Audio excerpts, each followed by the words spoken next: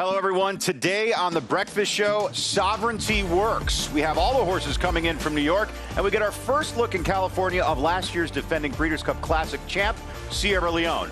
So get your cup of coffee, because we got Ted Noffey. It's breakfast at the Breeders' Cup.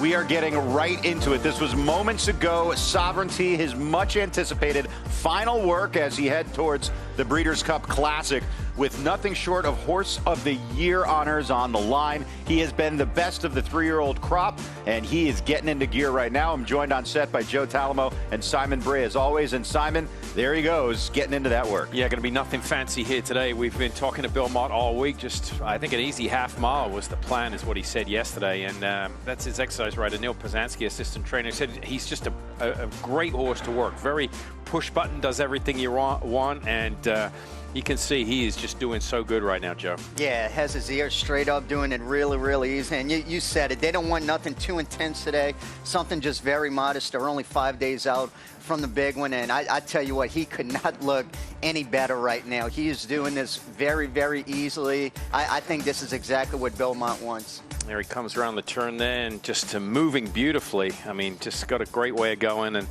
you know, the longer we've been here, you know, we were out at dinner last night talking to a couple of people, and they just, this is the talk, Sovereignty, how good he looks, how well he's doing. The word around town is that, you know, he's just doing so good.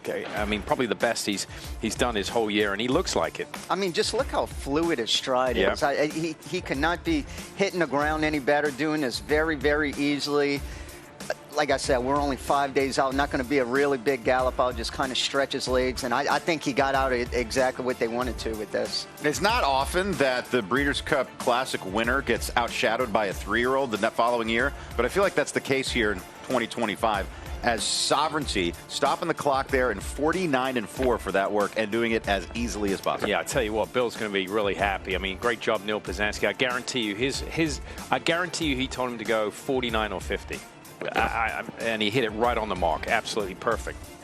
Yeah, at this point, 5 days out, I know we've talked about that the last few days. The worst thing you could do this close to a race is to go too fast. If he would have put up a 46 and change, 47, only 5 days out, he would have been fired. Yes, that definitely could have taken a lot out of him. This was absolutely perfect. And even not only for Sovereignty, but for all the horses works, you're not going to gain any fitness 5, 6, 7 days out. So this is absolutely perfect. Just something to get over the track, stretch their legs, and time-wise, could not have been better. Yeah, it's just to get them through the motions, to just take the edge off a little bit. You don't want them too high come Breeders' Cup week. You know, you don't want them too fresh. That's how horses hurt themselves. So you've got to do enough to take a little bit of the edge off, but leave so much in the tank that you've got enough left for next weekend. So 50 is right in that sweet spot. 46 fast, 52, 53 slow, 49-4 right in that sweet spot for maintenance work. And then you have a horse of this supreme talent in the hands of an absolute master in Bill Mott. So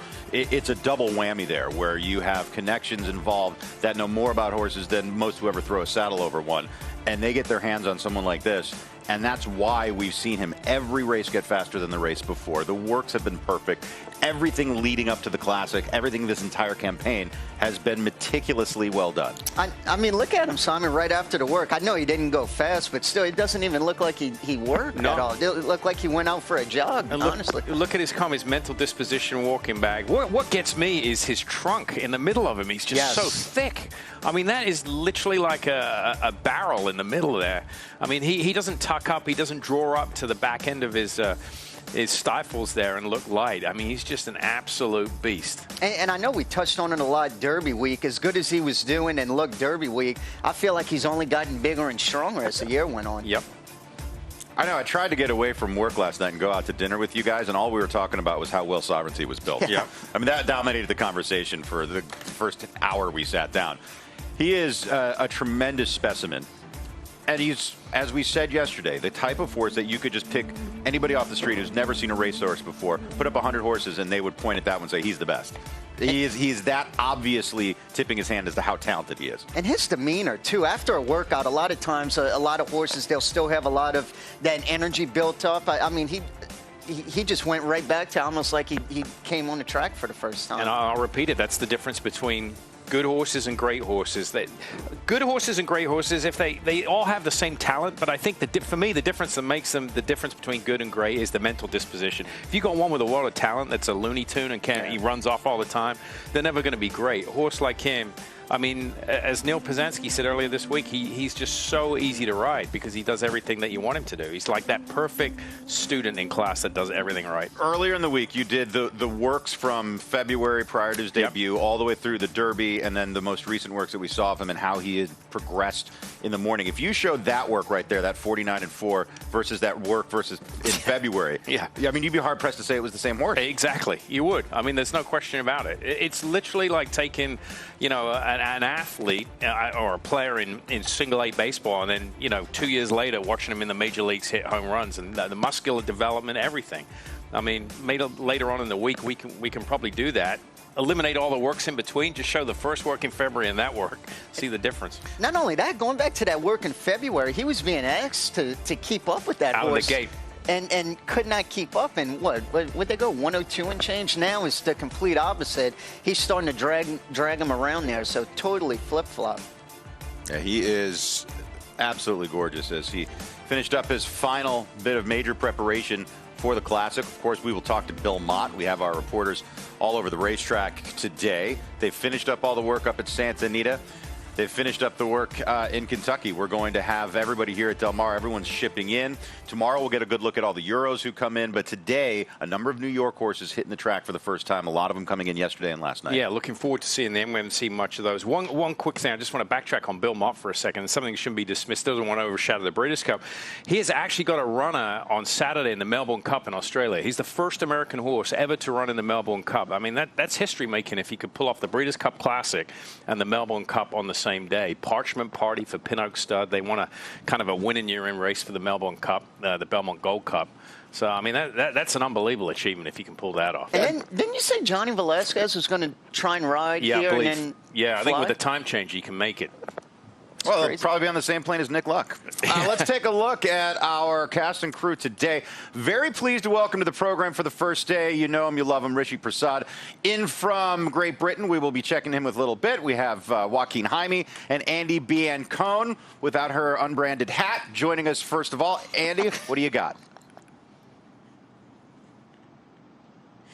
Mike, good morning. As you guys said, Sovereignty just put in a fantastic final work. We got eyes on him walking off the track, and Joe was spot on when he said this horse was not blowing a candle. It's funny, he almost looked like he got a little more hot in his gallops versus his breeze. Not a drop of sweat on him, and that's because it's just so easy for him to go that speed. But he is a more aggressive horse to gallop, and really good display of horsemanship from the Bill Mott team, with Neil Pazanski being his breeze exercise rider and Jimmy Keyspray being his gallop rider. It's like Sovereignty knows he's going to breeze when he has Neil on his back, and the Connections opted to jog one lap the wrong way and go straight to the pole versus doing Bill's typical gallop a mile warm-up before the breeze, just to keep him relaxed because he can get keen. But Sovereignty looking perfect. We'll be checking in with Bill Mott later, but first we check in with Joaquin Jaime. Hey, Andy, good morning to you. So the big name on the work tab yesterday was your Preakness winner in journalism. He worked 5 furlongs in company with this new rider, Jose Ortiz, who's going to be aboard for the Breeders' Cup Classic. And immediately after the work, everyone in the camp was very satisfied in the manner in which he did it. As far as today and what journalism has done, well, I'm told he's one that generally likes to sleep in a little bit. He got up this morning about 4:45, generally needs a carrot or two to bribe him to go ahead and get out of bed. He's currently walking behind me right now and just getting a little leg stretcher as we currently speak right now.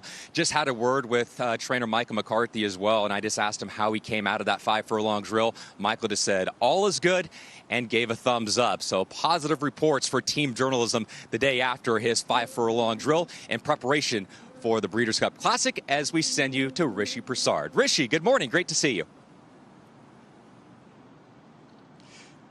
Joaquin, thank you very much. Yes, it's an absolute pleasure to be back here at Del Mar. I am looking forward to the week ahead of us. It's going to be a quiet day for the Europeans today, but of course most of the attention, as it always is at the Breeders' Cup, will be on Aidan O'Brien. Now, yesterday in France at St. Cloud, Aidan O'Brien had 2 Group 1 winners that took him to a total of 25 Group or Grade 1 winners worldwide this year. That leaves him 3 shy of the world record of 28, which of course he holds, but he has got some amazing chances here at the Breeders' Cup at Del Mar. On Friday, he's got 3 favourites, True Love, Gestard and Precise, all expected to win their respective races on Friday. And then, of course, he's got the Lion and Winter in the mile and Mini Hawk on Saturday in the Breeders' Cup turf. So it's quite possible he might break that world record here at the Breeders' Cup this year. But I think it's confession time for me on this show. I'm obviously hoping that the Europeans have a great time on Friday and Saturday. But as a middle-aged man who enjoys his racing immensely, I've come here this week to see Sovereignty.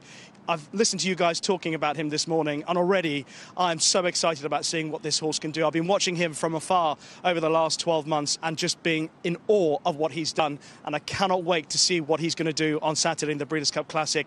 He's the sort of horse that I've seen run through the season that I expect to, at some point later on in my life, say, I was there at Del Mar when he won the Breeders' Cup Classic. I hope I'm right, and I hope you guys will help me to believe that that's what's going to happen this week. Richie, I'm with you. There's a part of me that it's beyond just being a broadcaster. It's beyond being a bettor. It's just being a fan. I've seen such an excellent animal, and when he hits the track, he really does grab everyone's eyes. Rishi Prasad, he covers the best racing the world over. I've seen Rishi in Dubai. He's been to Saudi. He's been covering the great racing in Great Britain for years and years. We've had him here at the Breeders' Cup just about every year.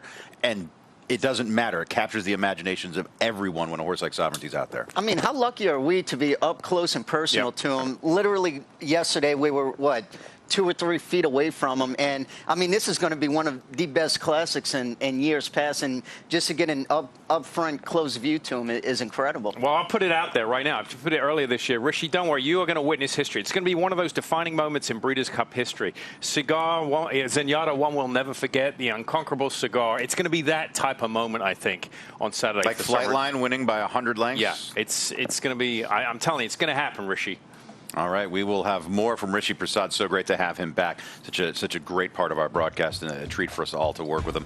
Let's take a look at some of these classic contenders, though, that have made their way in from New York. It's the threesome from the Pletcher camp: Antiquarian, Fierceness, and Mindframe. So you have the Jockey Club Gold Cup winner, the Santa Anita Handicap winner, and, of course, the Pacific Classic winner. Fierceness has run 2 of the best races of his career right here at Del Mar. Of course, last year's Breeders' Cup Classic, he was a bang-up second after chasing a very fast pace, and then the Pacific Classic, where he defeated Journalism. This is Fierceness for Todd Pletcher earlier today as he was stretching his legs over the track. Yeah, to me, before the Pacific Classic, I thought his best race was last year, finishing second in the Breeders' Cup Classic. He was right off of a absolute crazy pace, 44-4, going a mile and a quarter, and still hung around for second. And then watching the Pacific Classic, the way he went, ducked into the inside rail, did something he had never done before, had to sit in behind and take dirt, and the way he won, to me, he's coming off one of the best victories in his career. I would agree with that. I mean, he was a little kind of spotty earlier on in his career. He'd win races by 13 lengths, then he would come back and kind of regress a little bit. But I think they finally figured him out. He strung a series of races together that show some consistency, marked by this. This is the Pacific Classic was his best race of his career. There's no question about it. It sets him up here. He's proven over the track. He's proven at the distance. And, you know, Mike Rapoli very, very high on him, as he should be. I mean, he's going to be, you know, one of the top 2 betting choices in the race. There's no question about that. And you know, from a rider's standpoint, I think that last race has to give Johnny Velazquez so much more confidence, because I feel like before he seemed like a horse, and quite frankly on paper showed it too. He either needed to be in front or lay in a stalking position, second, third, outside, without getting dirt in his face. His last race was the complete opposite. Not only did he duck in, he had to do something he never done before. Come from behind, got a lot of dirt in his face, was inside, horses in front of him outside. And for him to be able to win with that much adversity, I have to think Johnny Velasquez might be as confident as he's ever been in his horse going into the Classic. Just having a gallop here like all the Pletcher horses first day out on the track. Seems to be just moving very nicely there at the slower paces. Now, Mike Rapoli has been pressed about which one of his charges has more talent and is better, Fierceness or Mind Frame. Now, Mind Frame, a little more lightly raced, not as accomplished as Fierceness, but 5 for 8 in the career, made $1.8 million. He is a Grade 1 winner by virtue of his victory in the Stephen Foster earlier this year. Of course, he had that trouble where he lost the rider in the Jockey Club Gold Cup. But this is a horse who is exceedingly talented, and we can see him bowing his neck out there as he's stretching his legs on the track. Yeah, I mean, anytime you're winning at 7/8 and then you're running second in the Belmont at 1.25 miles, speed and stamina is the mark of a classic racehorse, right? And he has both. And to be able to win at 7/8 and almost win the Belmont at 1.25 miles. So distance not an issue. And I think it's hard to split him. I really do. I know Fierceness is a little more exposed, but on running lines with Sierra Leone, his name appears in all the past performances for these major players. He's right there with them. Yeah, and to Simon's point, he ran second, only being a half a length in the Belmont. That was in his 3rd career start. Yep. It's not like he had a lot of races all year, and he broke his maiden in March 30th, so almost April, and then to finish second, only being a half in the Belmont is very, very impressive. Just so unfortunate that that incident happened in the Jockey Club Gold Cup last time, but it looks absolutely extraordinary galloping out there. I mean, Todd's horses gallop so kind for the rider. We were talking about this yesterday. This is what kind of an 18-second furlong looks like for a gallop here, just much slower paces, and it's what you want to see first day out on the track. Yeah, and I feel that, especially from here, it's Monday all the way up until Thursday, Friday, and then game day Saturday. They really aren't going to do too much. Their fitness is there already. I know we've touched on it many times. The worst thing you can do, especially 5 days out, and then when you get to 4, 3, and 2, is to do something too much. You don't want really, really quick gallops and try and take too much out of them. Are we forgetting about Antiquarian? I feel like for a horse who won the Jockey Club Gold Cup, he ran a -4 on the sheets when he was second in the Suburban. He's a horse who has just been getting better and better this year. At age 4, I mean, he's going to be a price in the Breeders' Cup Classic, but look, he's beaten some of these. He beat Sierra Leone last time out. I know it was a crazily run Jockey Club Gold Cup. He's been very good thus far. As a 4-year-old, he's never been worse than second this year. He won an allowance race at Gulfstream Park. At Churchill was second in the Blame, second in the Suburban, and then won the Grade 1 Jockey Club Gold Cup last time out. Each race has improved on the Beyer scale, ran a 108 last time. I mean, if he goes back to that 108, he definitely fits in this field. Yeah, I mean, good race. Obviously, it was marred by the incident with Mind Frame and contrary thinking, but yeah, I mean, he proved he belongs, and even with some of his races, in the Suburban, he's right there with Locked, and he ran in the Belmont. I know he's beaten 7 lengths there, but he's an improving type of horse. I mean, he's the longest price of the 3 that we've just seen of the Pletcher runners, but he deserves a shot to be here. There's no question about it. So Antiquarian, your winner of the Jockey Club Gold Cup, and we bring up that race. It's impossible not to discuss the trouble we saw right out of the gate. As we take a look, it was Mind Frame who lost the rider, but there was action that affected a number of runners in here. Let's take a look as this is right out of the start for the Jockey Club Gold Cup. Here is the compaction of the field. There goes Arad Ortiz out of the irons of Mind Frame. He avoids serious injury miraculously, but at that point, this race was scuttled. Yeah, that could have been very, very bad. You could see right there the 7 horse with Kendrick Carmouche comes over, and it was kind of a chain reaction with 2 other horses there. And you could see Irad Ortiz right there actually going on another horse and then falling right there. And you spoke about it. He was very, very lucky not to escape serious injury, especially when you fall awkwardly like that. It's not like he was able to roll forward or anything. When you fall kind of backwards and on your side, that's when you could get hurt the most. And thankfully, he did not. And you could see a crazy picture of him right here. I mean, that's the Eclipse Picture of the Year, right? The Eclipse Awards for photography. Oh, one of these two. I'm not sure which one. Yeah. They're both pretty dramatic. I mean, it was pretty amazing. Irad's holding on for dear life as he's got his arms on Luis Saez, and then he falls down, and by falling, he pulls Louis back into the irons of White Barrio. And then Sierra Leone goes right over the top of Irad. He miraculously misses stepping on him, but that was Sierra Leone's race. So Flavien has to take him back. It was crazy that Sierra Leone could get second after that. Yeah, I thought Flavien Prat did a great job. He kind of steered Sierra Leone around him. And, you know, we watched it, you know, when you watch sports in slow motion, it's like watching a missed free throw or something. In slow-mo, you think, oh, that's easy. Why didn't he make it? When you watch that in slow-mo, you're like, oh, my goodness. You know, it's incredible how he did not get, I mean, stamped on by another horse. He was very, very lucky. And, I mean, look, I don't want to go down that road. It's kind of the elephant in the room. We're going to have Mike Rapoli on our set on Thursday morning sometime, hopefully. So, and I'm sure he's going to bring up numerous subjects, including country thinking, the presence of a rabbit in there. He's been very vocal about it. So we'll talk to him about that. But country thinking, he was pre-entered. I don't know whether he's going to be entered later on today at the draw show as a pacemaker for Sierra Leone. That'll be fun. Well, rabbits, here's the thing in Europe that they're normal. It's normal. They're accustomed to rabbits, yeah. But we'll save that for later on in the week. Okay, well, how's Nevada Beach going to take the presence of a rabbit? Because this is a horse whose speed has been an asset, but he can stalk a little bit there for Bob Baffert. He really announced himself as a Breeders' Cup contender with his victory in the Grade 1 Goodwood. Yeah, another horse that is improving. He was coming off a little bit of a freshening in the Grade 1 Goodwood. And one thing of note, that was for 3-year-olds and upward. He was facing older horses and won very nicely. We'll get back to Nevada Beach in a moment. Right now, Annie Biancone has caught up with Hall of Famer Bill Mott. Mike, thank you so much. Bill, walk us through Sovereignty's work here. Well, you'd have to gallop through it, I suppose. But he was good. You know, we warmed up the wrong way. We cantered the wrong way and planned on going a half a mile. And, you know, I'd talked to Neil before the work and, you know, we were discussing what kind of work we wanted. And I said, you know, I suppose something similar to a 49. And he was 49 and change. He went off nice and smoothly. And I just finished watching the video and it looked like he never moved his hands. It looked like he was just sitting still. His hands were in front of the saddle and the horse was just cruising along very nicely. I was pleased the way he was getting over the track and the way he looked and I was on the pony on the backside when he came back around and you know he caught his breath right away and by the time we were walking back to the gap he was it was almost like he had been out for a gallop.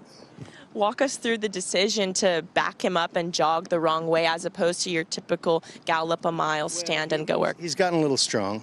And, Neil had, we'd galloped him a mile, in Saratoga a couple times and he was getting a little strong. And then I'd warmed him up with the pony and he's fine. But, I think we were able to do enough warm up, going the wrong way. And we let him just canter and hobby horse beside the pony going the wrong way. So he got a nice enough warm up before the work. And just because we, make it easy on everybody. And just an incredible display of horsemanship. Can you go into the psychology a little bit of why having Neil as his typical breeze rider and Jimmy Quispe as his gallop rider, how that can help a horse like Sovereignty? Well, the horse has gotten a little stronger to gallop, and Jimmy's a little bigger than Neil, and he's been able to, handle him very well in the mornings. I was happy with the way Jimmy had galloped him and got along with him well enough. His, pace was good, but Neil is, a very experienced work rider, and he was an Eclipse Award-winning jockey back in the day, and so he's got a lot of experience, and that's the, coming into races like this, that's what you want. You want somebody, with the most experience and somebody that you have a lot of confidence in and is going to get the job done the way you want it.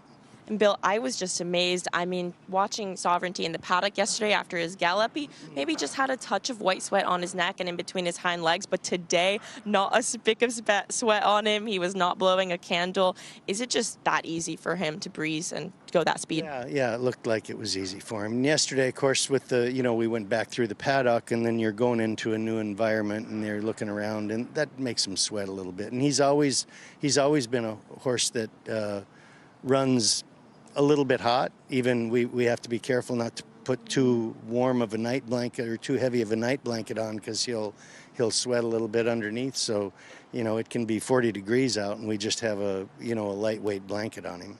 Well, Sovereignty could not look any better this morning. Bill, thank you so much. Okay, thank you. Someone's got to say it. I need that vest. That is cool. Wow, that's sharp. an old school vest. That's sharp right there. That's a riding vest. That's the safety vest. That's whatever that mustard-colored leather is. I need to be covered head to toe in it. At any rate, Bill Mott, he's done a fantastic job, and reading the tea leaves there. Oh yeah, he is as happy as could possibly be with something. And I love the fact that they've, he said there in his gallops throughout the year, he's got stronger. They've actually had to, change the exercise rider, put Jimmy on him. He's a little heavier, slow him down a little bit. And even the warm-up for the work, they don't want to go the right way because they don't want him to do too much. That's a good sign that he's getting stronger. It's also great. He's given us that insight into all the little details. I think sometimes when you get in the backstretch and you're talking to trainers, exercise riders, assistant trainers, jockeys, the things that they find mundane, for those of us watching the show and on the show, we find it incredibly interesting. So just a little thing that, like, he's got to go the opposite way just so he doesn't get too worked up for his work. That might seem like a tiny little detail that they don't really care about because it's second nature. But for us at home, we don't know this, and it's fantastic information. Well, even getting back to his exercise rider, I mean, horses are very smart, and they know the difference between when an exercise rider's on them and they're just going out for a canter or a gallop, or when a jockey gets on them and they're going out to work. It's the difference between when an exercise rider's on them, their irons are a lot lower, but then when a jockey gets on them to work them in the morning, our irons are jacked up. We have different body language, and they know and sense that. Right, and you're about 100 pounds lighter, too. Yeah, that too. That doesn't make sense. I'm way too large to be an exercise rider. I'm at least 100 pounds larger than him. Nevada Beach, we just saw warming up for his workout, or for his gallop this morning, Nevada Beach for Bob Baffert. Once again, the Goodwood winner. He's somewhat of a new face in this division, and you might look at a horse who's only raced 4 times, only tried 2 stakes races, and say, I don't know if this horse is going to be able to cut it in the Classic. But if there's one trainer who can pull that off, Simon, it's Bob. It is, and very, very lightly raced, but let's be honest. I mean, look, the Goodwood didn't have all the marquee names as a typical prep for the Breeders' Cup. We touched on this earlier in the week. The Goodwood would have been, the traditional prep for a lot of horses years ago. 'Tis now, but now these horses are going from the Pacific Classic. They're going from the Jockey Club. They got that 6-week break. But he beat arguably one of the favorites for the Breeders' Cup Dirt Mile in that race. Full Serrano, yeah, that is the one positive. He is lightly raced. He's faced older twice. His first start was against 3-year-olds and upward, and he won his first start at Santa Anita. And Simon pointed it out. I mean, he beat a Breeders' Cup winner in the Goodwood, Full Serrano, who's arguably going to be one of the favorites in the mile again this year. And think about how good, just forget about what he's done. Think about how good Full Serrano looked in his comeback here at Del Mar. He looked like he was good pointed toward the Classic at that point. He looked like he wanted every bit of these top-notch horses. And for Nevada Beach to get the best of him, I know that the Goodwood probably wasn't the goal for Full Serrano. They're thinking Breeders' Cup. But the way that Nevada Beach handled him really speaks to just how well he's doing and how much he's improved. He on Thorograph, he went from a 3.5 in the Los Al Derby, which was his last start of his campaign before the summer break. And then he comes back and he runs a -1 3/4, almost a -2. That's a very fast clocking. Yeah, and he's another horse. I know we talk about it all the time, improving, whether it's on the Beyer scale or Thorograph. Every single race, he's run a 90, 91, 92, and then that career best 101 Beyer last time out in the Goodwood. In the Classic, he is going to have to step up even more, because that is going to be a fast run race against older horses. But nonetheless, he is an improving horse. So we're trying to call George Lucas for rights to the Imperial March. Usually we reserve that for Aidan O'Brien, but we might have to play it twice this year on the show because Darth Vader, one letter away from the greatest villain of all time. For the George Weaver barn, you could play the Imperial March for as well, as we're going to check in with Joaquin, who's standing by near this top distaffers. Yeah, Mike, we take you to the Breeders' Cup Distaff Division. We continue to make our rounds here on the Del Mar backside with horses that had morning workouts yesterday for their respective Breeders' Cup races. And as you mentioned, Dorth Vader is right behind me over my left shoulder here. She went 4 furlongs and 49 yesterday. She's had 5 starts in 2025. She's been in the exacta in 3 of those 5 races. She is a Breeders' Cup Challenge winner. She won the Grade 1 Ogden Fix by 4 lengths. She had so much trouble prior to that, too, in the first turn in the Grade 1 La Troyenne. And then her most recent start, she just lost a head bob and just was on the wrong end of a head bob at the finish line behind Torpedo Anna in last year's Horse of the Year. So as I mentioned, she was on the racetrack yesterday. She worked for the Breeders' Cup Distaff, 4 furlongs and 49. Spoke to the team here. Everyone from the team is very happy in the way Dorth Vader has come out of that morning work yesterday. One thing that she did this morning, though, that might be a little unusual for others, is that she actually went back to the racetrack. She short galloped today 6 furlongs. That was earlier this morning, about 6:15. She galloped 6 furlongs. Generally, others, they don't do that after a morning work. They usually have a rest and recovery day and just end up walking around the barn. Not for Dorth Vader. She galloped 6 furlongs earlier on this morning, guys. And Mike, all reports very happy from the team here with Dorth Vader as she heads in to the Breeders' Cup Distaff this year for trainer George Weaver. So that's interesting, Simon. So the 6 furlongs today after the work, that's not usual, but why would a trainer make that decision, and what does that tell you about how she's doing? It tells you that she's doing good to go back out there, you know? Yeah. Out to the track, absolutely. So, yeah, I mean, I think that's a positive. She looks good. I always get that style shot there where a horse is standing there with one leg resting up. To the untrained eye, a lot of people go, oh, what's wrong with the horse when they're standing? That shows you a horse that's relaxed. A lot of horses, when they're in the stall, they'll stand like that. They'll stand on 3 legs, rest one, just stand there like that. So yeah. Nothing to be concerned about. I wasn't concerned. Were you concerned? I wasn't. Fine with it. I am concerned for Baeza because he keeps running into these monsters. Can he turn the tables on sovereignty, on journalism, on these older horses in the classic division? He's out of one of the most prolific families in racing over the last 3 years. We'll see if Baeza can get the job done this weekend. We'll have more after the break.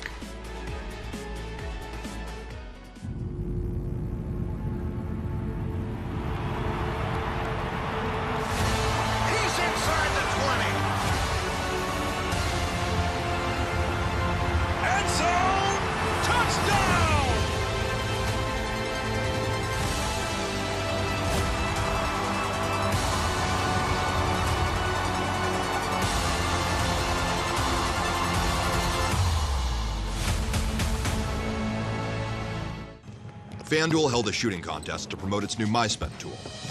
MySpend makes it easy to view your deposit and bet history all in one place. Because betting without knowing how much you're spending is like shooting in the dark.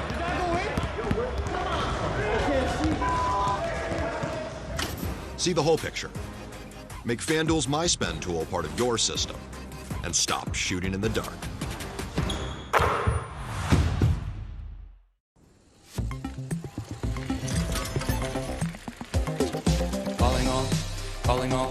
Calling all trillionaires. Come and join a club that has rewards for everyone. I'm talking birthday perks, free daily game, and other stuff that's fun. Designed for people who love thrills like me and her and him, and with the weekly bonus back, our thrills are filled up to the brim. So we're calling all trillionaires.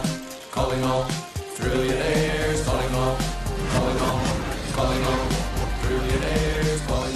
Calling all trillionaires. FanDuel Casino.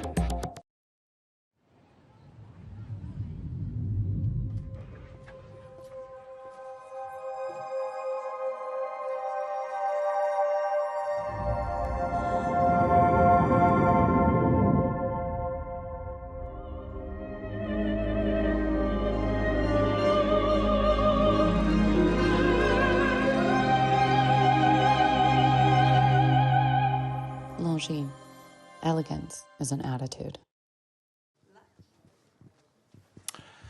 Look at that.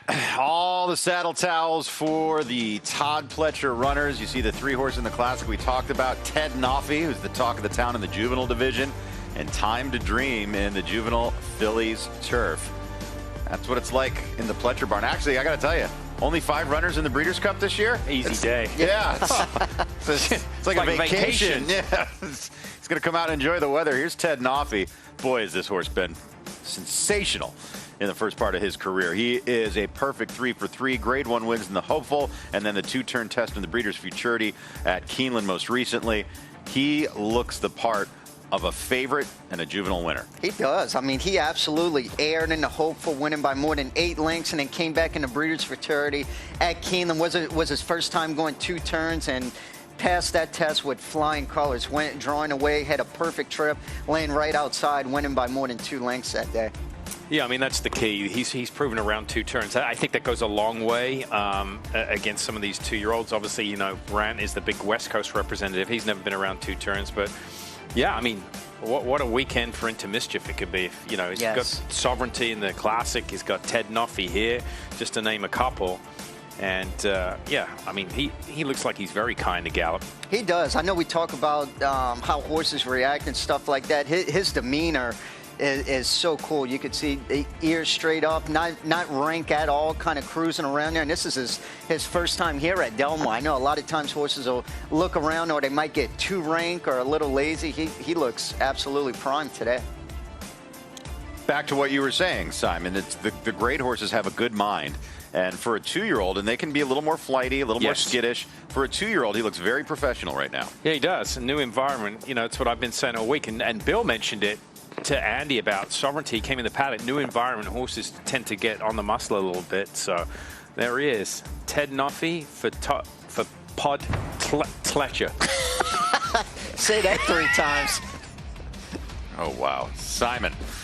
I bought Dr. Seuss books for all your kids, and you never read them, and now I know why. Yep. So Ted Noffey, the horse, 3 for 3 for Todd Pletcher and Spendthrift.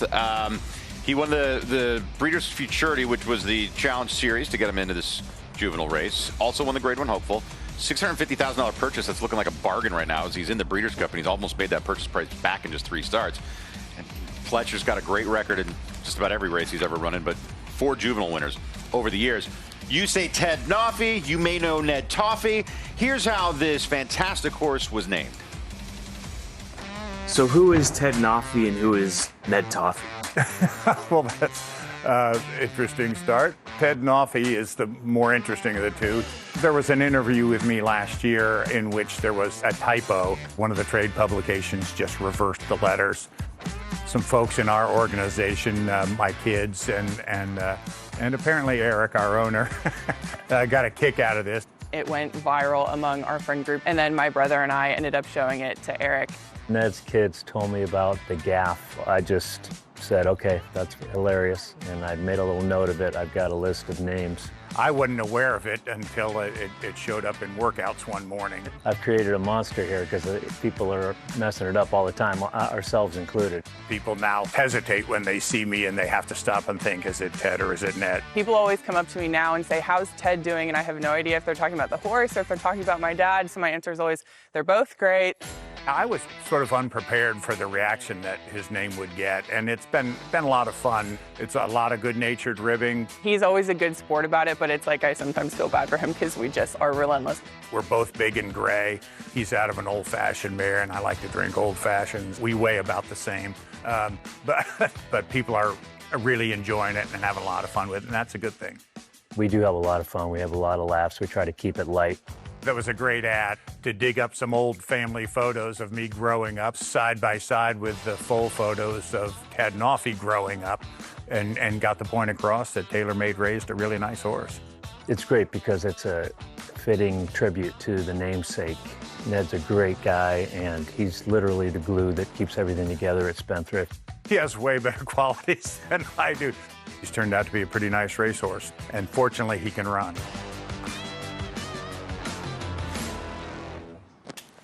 It's great, and the thing is, and this always would give me trepidation if I was naming horses, you name these horses, you don't know what they're going to be.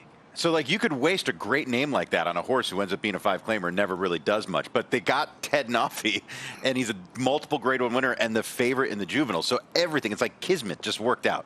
And when we've been in this game so long, how often do you see that, too, when you name a horse after a relative, a friend, something special that happened. And to Mike's point, that they might not even win. I mean, naming horses after friends and people very rarely works. I mean, it really doesn't. It's usually the kiss of death. The greatest horse ever to be named after someone was the late Bobby Frankel. That's it. But as far as, I had one named after me. Absolutely useless. Mine too. Yeah. It was one, Ben Warren named one, Warren's GOT. I think Mike could have outran him. I'm pretty quick, man. I saw you working out yesterday, Mike. I don't know. Let's go to Andy Biancone, who's standing by. Is that Ted or Ned? Mike, this is Ted Noffey, but I have to say an aptly named horse because just like his namesake Ned Toffee, he's got a very friendly and nice personality. But Ted Noffey trained today under exercise rider Carlos Quevedo. He said this horse was really good this morning. Not strong, just very happy to be here. From a physical standpoint, I even feel like he's filled in a little more since Keeneland. His weight looks fantastic. He seems like he handled the ship well, but he is a very friendly, kind horse. He was walking around earlier, and mind you, this is his first day here, was totally unbothered with everything going on, just a complete class act. Sophie Green did tell me at Keeneland that he can get a little bit strong sometimes out of nowhere, but roughly his general personality is very kind and very willing. So, like I said, Ted Noffey, an aptly named horse, and he's been a fun one to watch so far. I will say this. I have done dozens of interviews with with Ned Toffey over the years. Great guy, and he's very smart. He's been at the helm of Spendthrift for decades now, and he has done magnificent work. And you see such a large chunk of the commercial breeding industry at Spendthrift Farms anymore, the racing operation. He's done a fantastic job over the years. Big weekend. Ted Noffey, Copian, Tamara. I mean, they got a lot of high-profile runners. So we will keep an eye open for the real Ned Toffey. We'll put a microphone in his face once again. Don't you worry about that. We're going to take a break. When we return on The Breakfast Show, we still have plenty to get to. You see all the saddle towels. Hopefully the owner of said saddle towels will appear, trying to get Todd Pletcher for you when we return on The Breakfast Show.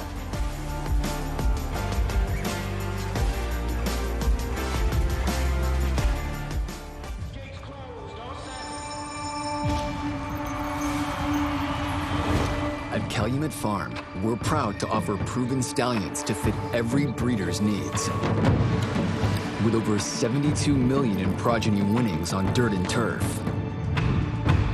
our diverse roster is producing the champions of today and tomorrow.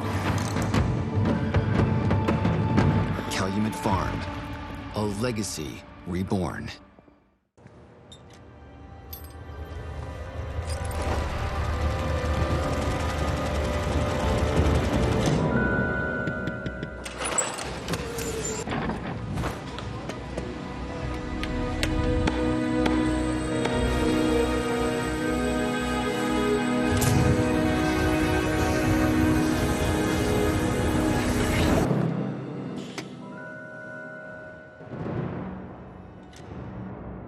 Douglas trusts Prevagen for his brain, and this is his story. I'm Douglas, and I'm from Chicago. I was looking for something specifically for my brain. That's when I chose Prevagen. And the confidence I've received from Prevagen allows me to continue to do those things that I love. I have been taking Prevagen for more than 9 years, and it really works for me. Prevagen has been the #1 selling brain supplement nationwide for over 10 years.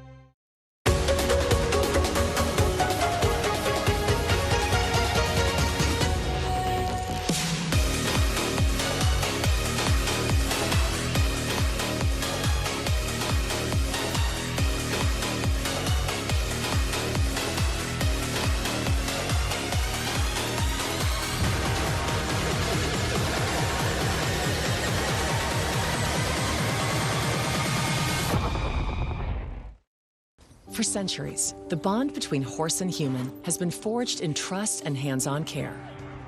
Thoroughbred racing is combining that tradition with cutting-edge technology to raise our standards even higher. New investments in wearable biometrics, advanced imaging, and AI help optimize our safety programs. That opening quarter mile was a quick one. Every day, a commitment to improving their care. So win or lose, it's safety that runs first. To learn more, visit safetyrunsfirst.com.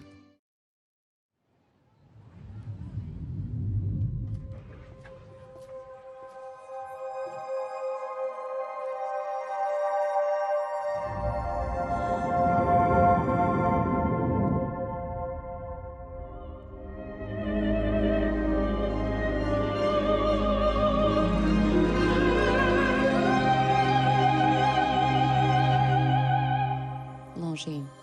Elegance is an attitude.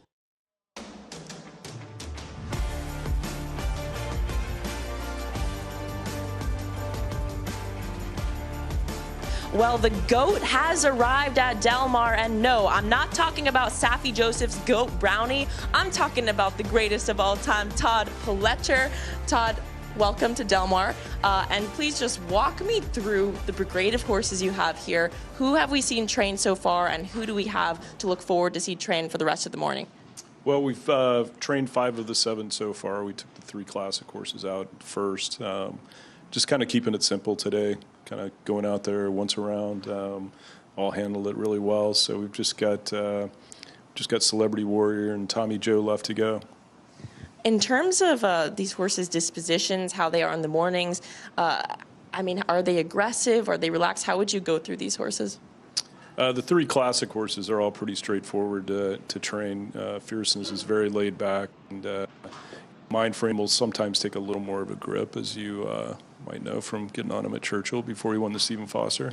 Thank you. And then Antiquarian, he's pretty straightforward as well. So, you know, for 3 really high-class horses, very talented horses, their dispositions also make them good. Have they all put in their final preparations at Saratoga? All their final breezes have taken place. We'll probably stand them at the gate on Wednesday, just to make sure the gate crew here is familiar with them, and paddock school on Wednesday, and just pretty much routine gallops up to the race. Focusing in on your 3 classic horses, you know, a lot of drama kind of over the summer. Fierceness here obviously aired in the Pacific Classic. He drew the rail and kind of tried to make that temporary gap.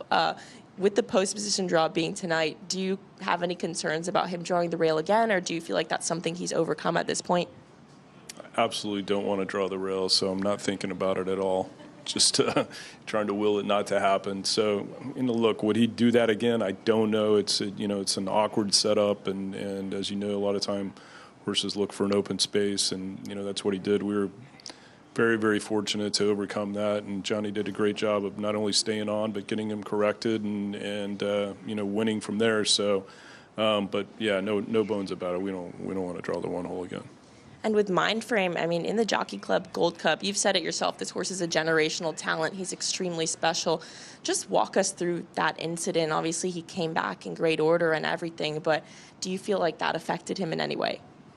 You know, I don't think so. Nothing that we've seen physically or mentally has changed. He's still breezing as well as he always has.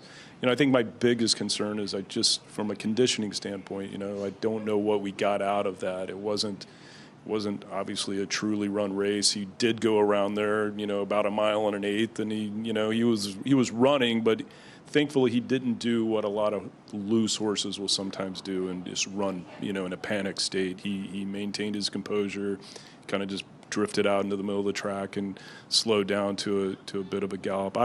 My biggest concern watching it was going past the quarter pole gap. That's the gap that he goes on and off of every day when he trains at Saratoga on the main track, and I was just concerned he was going to be looking for that exit and either, you know, try to jump the rail or, you know, whatever sometimes loose horses will do. And once he got past that, then I was able to kind of refocus on Antiquarian and get to enjoy the last 1/8 of a mile. But yeah, it was pretty scary, not only for Mind Frame, for IRAD, you know, and yeah, it was just, you know, unfortunate for the whole day.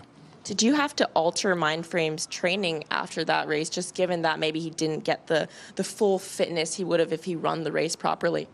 Well, we kind of kicked around the idea of, do we want to come back and you know, maybe go to the Lucas Classic in between, or do we want to try the Woodward, or do we stick to our original game plan and train up to the Classic? And we just felt like our best chance of having a peak performance in the Classic was to train up to it. And Antiquarian, I mean, the chunky guy that tries his heart out. How is he coming into this race? Obviously, he's put in some massive efforts throughout the entire year. Do you feel like this is a horse who is approaching his peak? I think he is. I mean, he keeps getting better and better. His you know, races are better and better. His figures, you know, are super competitive in this race. Yeah, like I said before, the Jockey Club, I wouldn't sleep on Antiquarian. Todd, thank you so much for your time. And also, Lenny Lou has been dragging me every single day, so maybe I might steal Carlos to get on Lenny Lou. I will get on Mindframe, and we'll all be settled for the rest of the week. That could work. Well, over to you, Joaquin. Andy, thank you. We'll go ahead and stay with the New York horses, from Todd Pletcher's Breeders' Cup horses now to Chad Brown's Breeders' Cup horses, who just got into town here at Del Mar. This is when it really starts to feel like Breeders' Cup week to me. Why is that? Because just in this barn alone, right behind me, there's 2 Kentucky Derby winners here. You have Sovereignty, who's walking around right now. You have Mystic Dan, another Kentucky Derby winner, who's in this barn. You also have 2 Breeders' Cup Classic winners right here, because Wyatt Abario for Safi Joseph, he's on the other side. He won the Breeders' Cup Classic a couple years ago. And you also have Sierra Leone, who just got tacked up and is walking around as we speak right now. So between Kentucky Derby winners and Breeders' Cup Classic winners, 4 of them total are walking around right now. And speaking of Kentucky Derby winners, there is Mystic Dan. He's going to be in the Breeders' Cup Dirt Mile this year for trainer Ken McPeak. But as I mentioned, the Chad Brown runners have come into town. You can see a couple of them. There's Scylla. She's going to be in the Breeders' Cup distaff for Bill Mott, as well as the next sets for all these teams are getting ready to go out. But staying with the Chad Brown runners, you can see some of the saddle towels right behind me that he has hanging up right here. Hill Road in the Breeders' Cup turf. He was on the Triple Crown Trail for a little bit. They put him back to the grass in his last couple starts. You have redistricting in the turf as well. He just missed behind a 2-time Breeders' Cup turf winner in Rebels Romance in his last start. Contrary thinking, he's going to be in the Breeders' Cup Classic.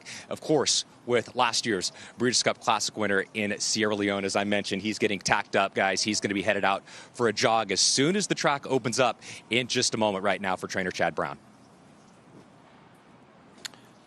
Thank you very much, Joaquin. And yeah, that's a lot of star power on one little walking path there around the barn. Yep, sure is. I mean, 2 Derby winners and 2 Classic winners in the same barn. You don't see that every day. No. Or ever. Let's talk. Do you want to talk Classic? Do you want to get to do you want to get to Baeza right now? Let's do it. Yep. Look, he's got something to prove against older horses. He's got something to prove against Sovereignty and Journalism. But if you take Sovereignty and Journalism out of it, this horse wins the Triple Crown, basically. I mean, he just keeps running into monster after monster. But he is so talented, and he has such a good way of going. And 1.25 miles just hits him right between the eyes. We said it all week. He's just having to come into a rough year. You take Sovereignty out, Journalism's a Triple Crown winner. You take Sovereignty, Journalism out, Baez is a Triple Crown winner. And I was happy. Kind of like Journalism got his shot in the Preakness when Sovereignty bypassed that race. Baez got his chance. He deserved to win a big one. He got his chance in the Pennsylvania Derby when both those 2 horses elected not to run. But I thought his work was very good. We saw it earlier this week with John Sheriffs, and here he is out of his work. As I mentioned, you want to see how they come out of it, and the work hasn't affected him at all. Looks really good. No, he looks picture perfect out there. Energy's really good, body language really good, and you guys said it. I mean, it's unfortunate for him that he's had to run into Sovereignty and Journalism this year, but even in all those defeats, he's still a horse that is on the improve. I feel like each and every one of those races, from a numbers perspective, it is just slowly kind of getting better and better, and looks like he's in peak form now. Let's take a look at that Pennsylvania Derby, because Baeza was very good that day. It's a 2-length victory over Magnitude. And don't forget, Magnitude, I mean, he's shown flashes of absolute brilliance. After his performance in the Risen Star, we thought he was going to be the Derby favorite before we found out he had to go to the sideline with a chip in his ankle. But Baeza bested him, and they were well clear of whoever ran third.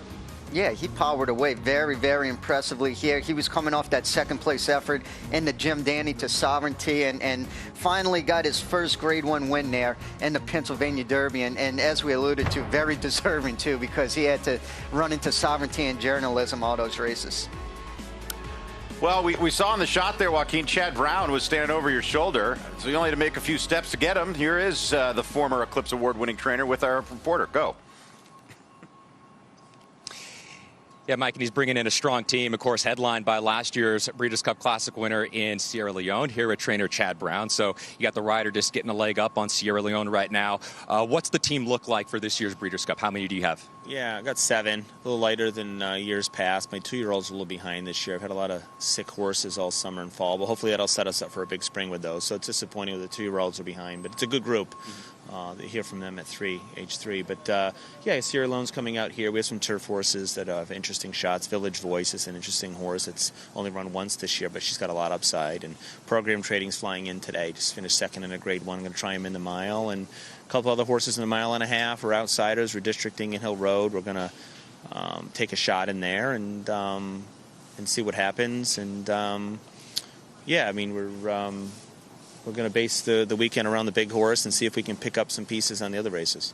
As far as the travel plans, you just got here to Southern California. How did everything go? Is everything smooth? Yeah, it always is here. Del Mar's a great place to ship into, and they are always very organized here. So and luckily the horses got here in good shape, and it's an exciting group of horses here, particularly the Classic.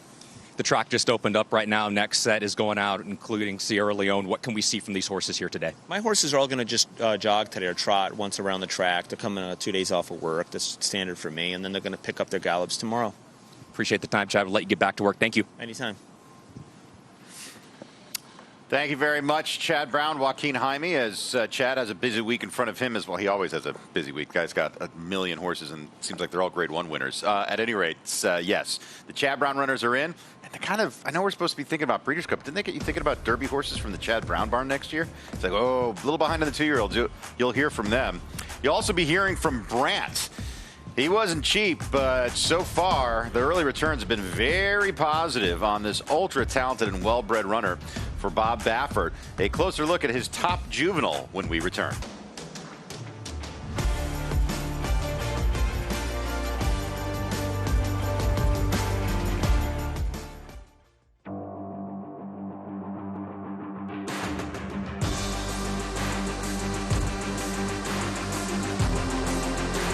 Bright future indeed. Bright future, the son of Curlin to win by 4. Bright future, Proxy, here's the line. Photo finish, Bright future.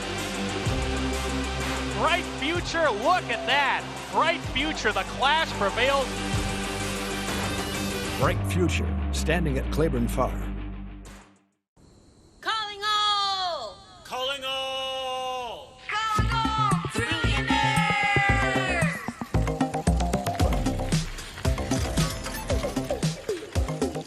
Calling all, calling all, calling all, Thrillionaires, calling all, calling all, calling all, Thrillionaires. Come and join a club that has rewards for everyone. I'm talking birthday perks, free daily game, and other stuff that's fun. Designed for people who love thrills like me and her and him, and with a weekly bonus back, our thrills are filled up to the brim. Can you thrill me? Yeah, because this will be like the most amount of pure glee that ya ever gonna get from rewards that start day one. So we're calling all, Calling all, calling all, Thrillionaires, calling all, calling all. Calling all, Thrillionaires, calling all, calling all, calling all, Thrillionaires, calling all, calling all. Calling all Thrillionaires. FanDuel Casino. You might take something for your heart. You might get support for your joints. Or even use something for your digestion. So why wouldn't you take something for the most important part of you? Your brain. People all over the country take Prevagen for their brain. In fact, Prevagen has been the #1 selling brain supplement nationwide for over 10 years. The most important supplement for the most important part of you. Try Prevagen for your brain today.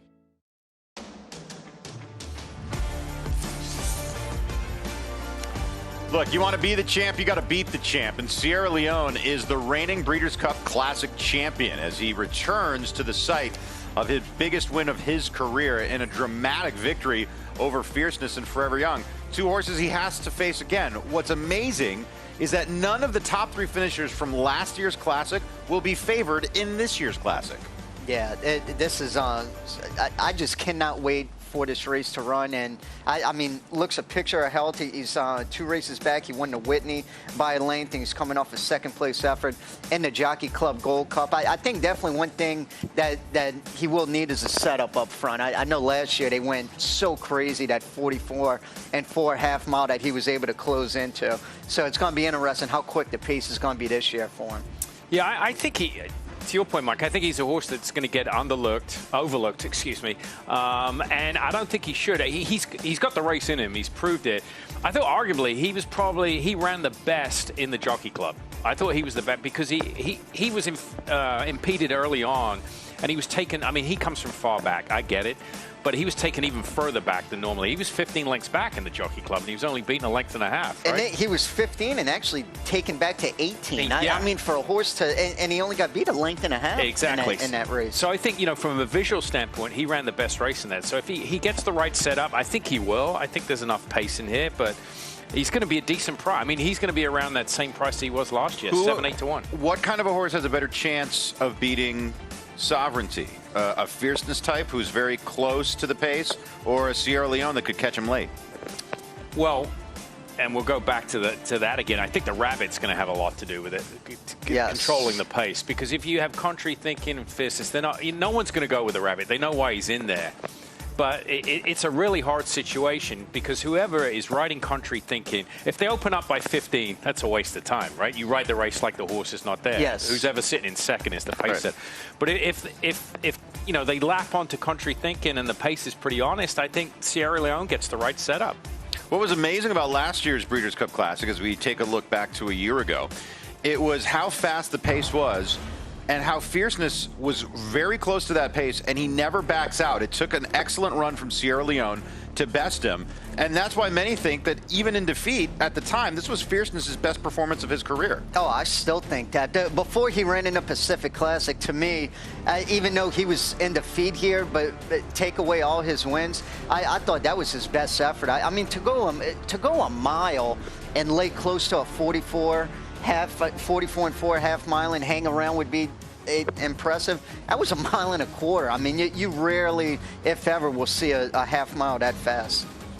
Do you think Sierra Leone loses some panache in the eyes of the handicappers and the fans of horse racing because he had such a great setup in last year's Classic, and he does seem at times to be a little pace dependent, Simon? Yeah, I mean those horses in the eyes of handicappers that, they just look at the results. Yeah, he's not going to get as much love because he runs second and third quite a lot, but the race is always there. I mean, he always has the potential of upsetting again, and I wouldn't even call it an upset because he beat Fierceness in the Classic, and prior to that he ran against him.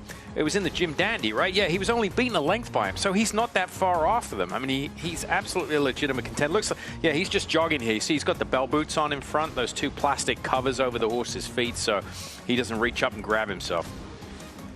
So Sierra Leone, your defending champ in the Breeders' Cup Classic for Chad Brown, on the track right now.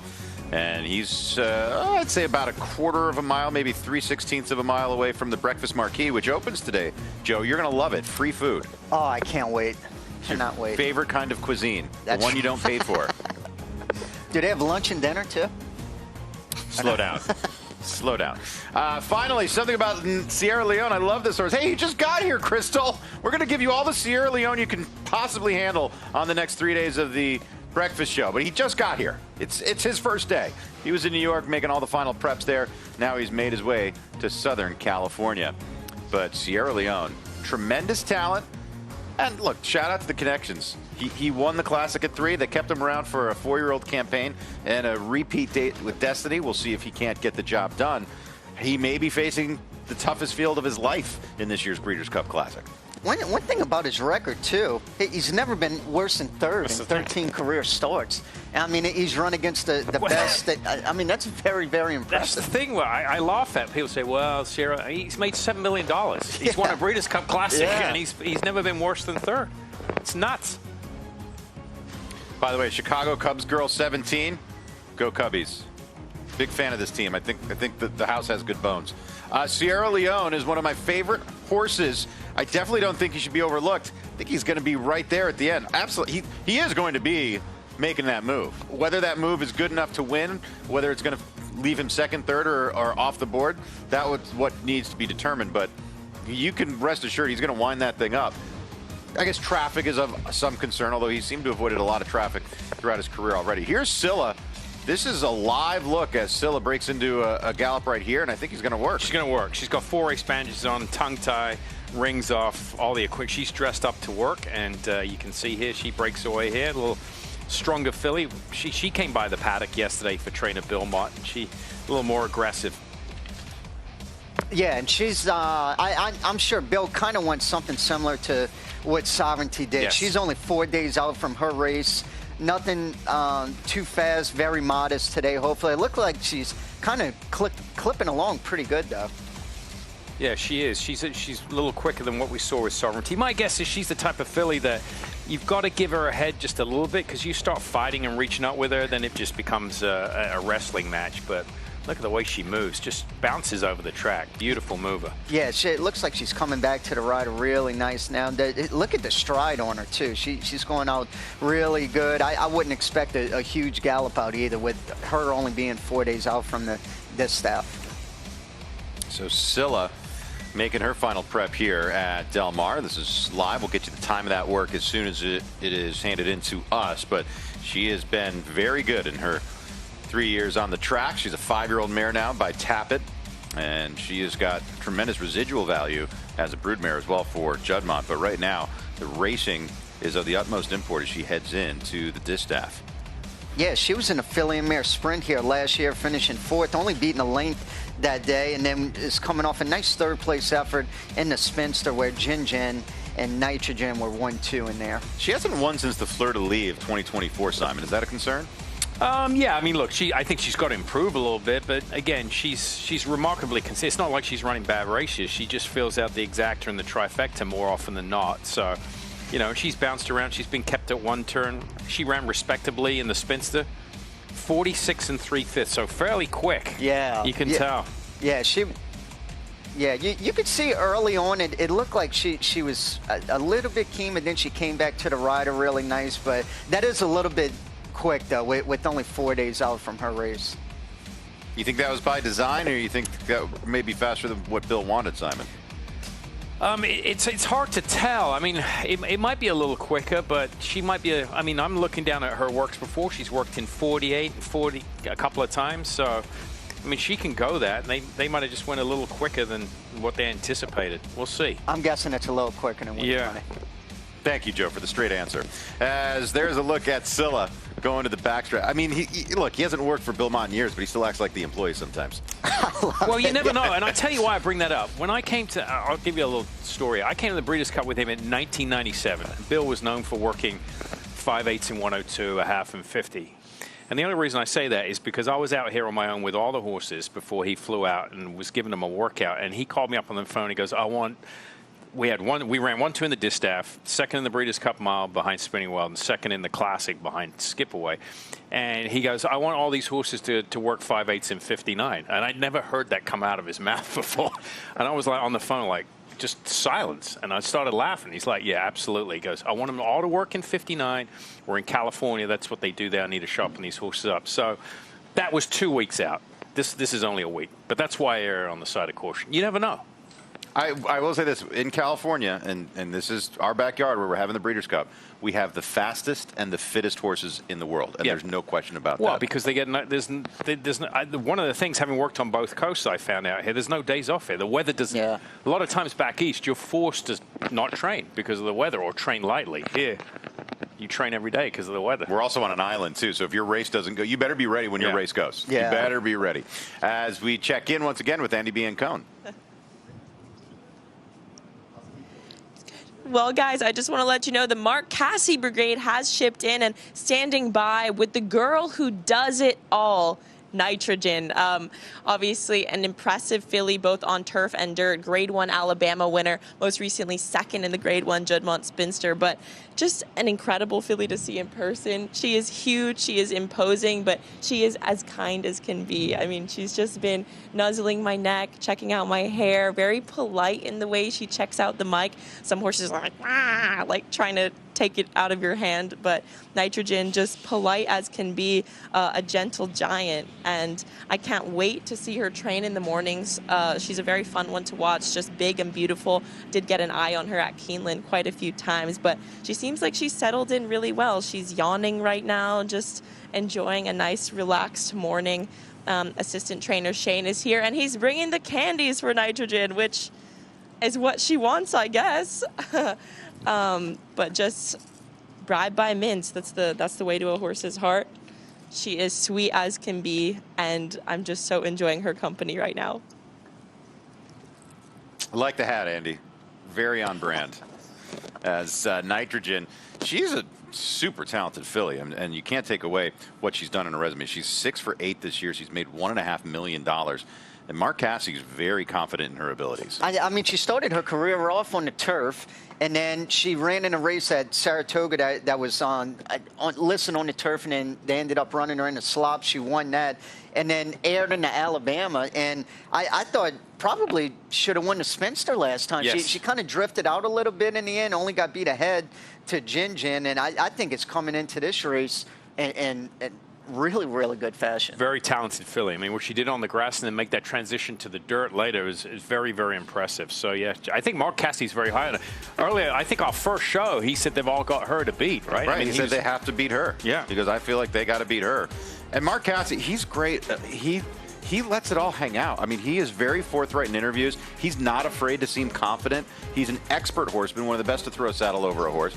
And when he has a horse like this in his barn, he's totally willing to say, I think I got the best horse. Y'all got to come and get me. This is what concerns me, though. This is the Alabama. Joe referenced the Spencer. She did it in back-to-back races, yeah. right? Is it when she hits the front? Is she, all by herself? But we've seen it enough now to know that it could happen again on Saturday. And it's interesting too. You'll notice she wears blinkers. So if she didn't have blinkers on, I would say, well, maybe she's kind of looking at something at the 16th pole. But that is kind of surprising because the rest of the race, she runs straight. It's not like she's kind of looking and gawking the whole time. So but something like that, especially when you get in bigger and better races like the Breeders' Cup, you can't afford to do that. I mean, just look at the Spinster. She did it and just lost by a head. Yep, good point.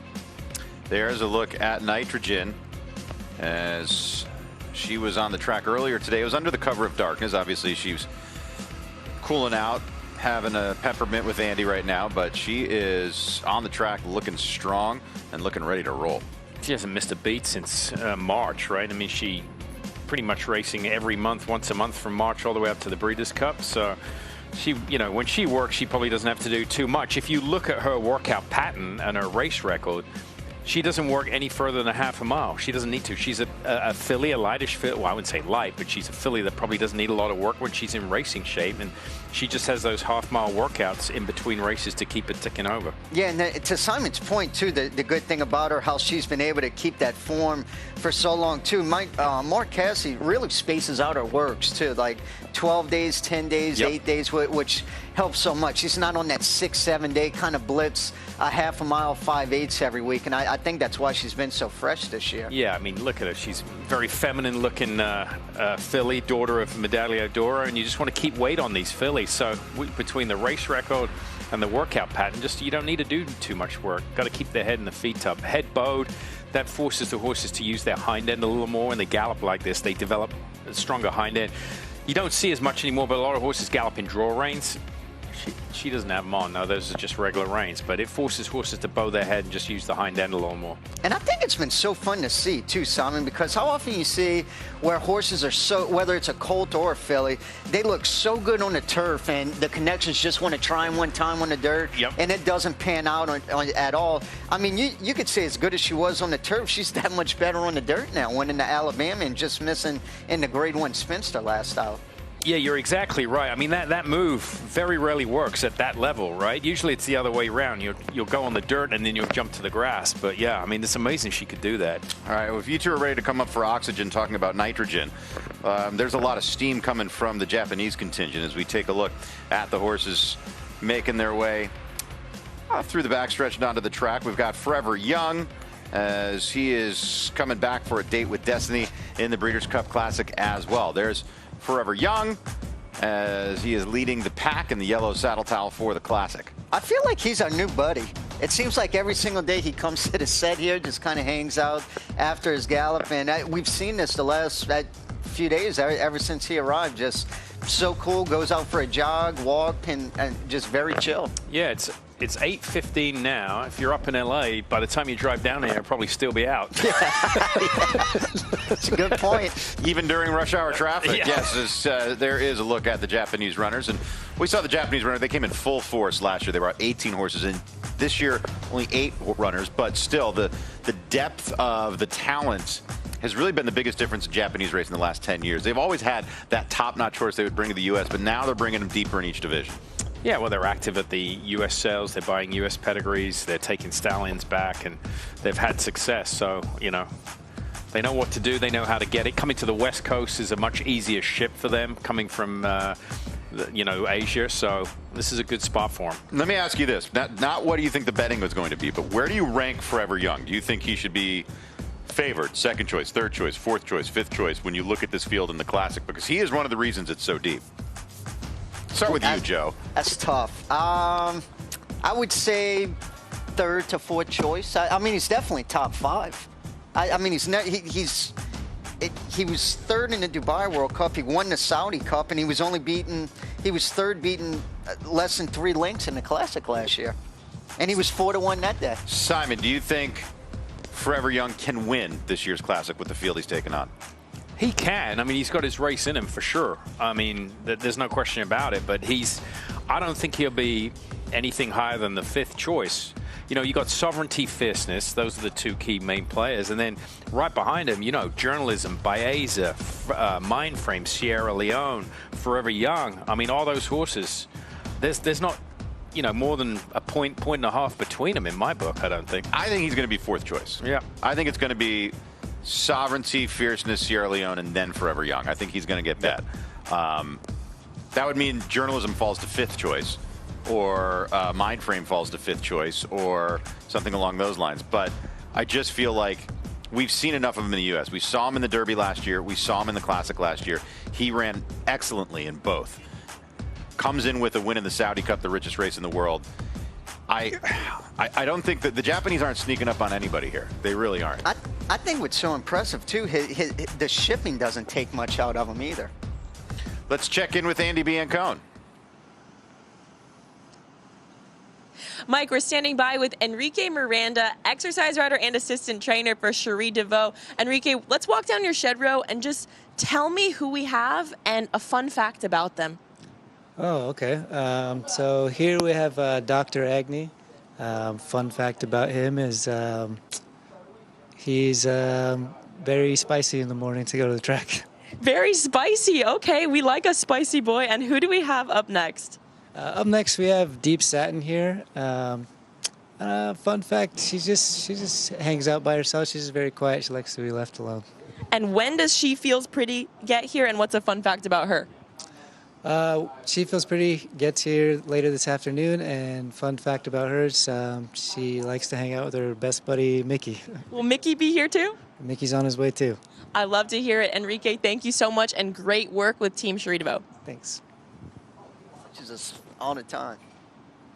Enrique Miranda, and it's not the first time we've put the cameras in front of him. I love that we played fun facts. That was great. Good job, Andy. Get the fun facts out. Let's take a closer look at Enrique Miranda and just how integral he is to the Cherie DeVaux operation. My name is Enrique Miranda, and I'm an assistant for Cherie DeVaux, and I ride She Feels Pretty. I'm originally from California. I got into horse racing because my father was a trainer. When my dad decided to teach me how to ride, from that day forward, like I was hooked. That's all I wanted to do. I love adrenaline, so the feeling you get, you know, the power underneath you and stuff, just the connection with the horse is like something kind of hard to describe, I guess. My role here is I oversee the day-to-day operations and assist Cherie, whatever she needs. I gallop, I'll get on the pony. It's a very good team. We have a lot of good people, and I really enjoy working here. I rode More Than Looks. I was his main rider last year. I ride Nimue. She's very exciting, up and coming, you know. She's got a big name behind her, so we don't want to get ahead of ourselves, but we're getting excited. I've ridden a lot of good names for Cherie, Pyrenees, Cagliostro. She Feels Pretty, obviously, and I've had a good relationship with her. She can be like a little quirky as well, you know. She's like an effective communicator, I would say. But she's actually really quiet, she's really sweet, but in her training, like, she knows her job very well. She loves Mickey. You can tell if you move Mickey away from her eye line, she'll let you know that she's not happy with that. So, but she doesn't need your help really. You know, she wants you to just like leave her right there, and she'll do the rest. The EP Taylor being a win and you're in race is obviously super exciting. But I thought she was going to win by a mile, but it got a little challenging there, a little tricky at the end there, but she pulled it off, and I knew she would. The funny thing was that when she left to run at Canada, Mickey wasn't able to go with her, which is the first time they'd been separated. And Mickey seemed more upset about it than she was. I feel like she gets better every day. She can take any steps up. I feel super confident in her, and I always have. Every time we go take her over to the race, I feel all the confidence in the world in her. It's just an honor, really, to be around such nice horses and with, you know, such talented horses. It's like a dream come true, you know. Like, 1 is plenty, and 2 is just like too good. My dad, he always tells me he's very proud of me, and I know he watches all the races that we're in and stuff, and it makes me feel good to hear that. What I love about what I do is just working with the horses day in and day out up there. I mean, they're so special to me. All of them are different, and building those connections with them, it's something special.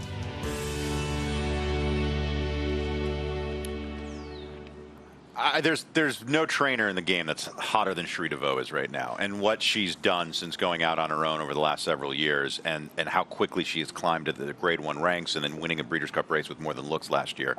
He's a huge part of it, but you get to see the team and how giant these operations are and how important each person is. No, it really is. Especially, I know that a lot of the trainers get all the accolades and stuff, but they'll be the first to tell you they're exercise boys, grooms, hot walkers.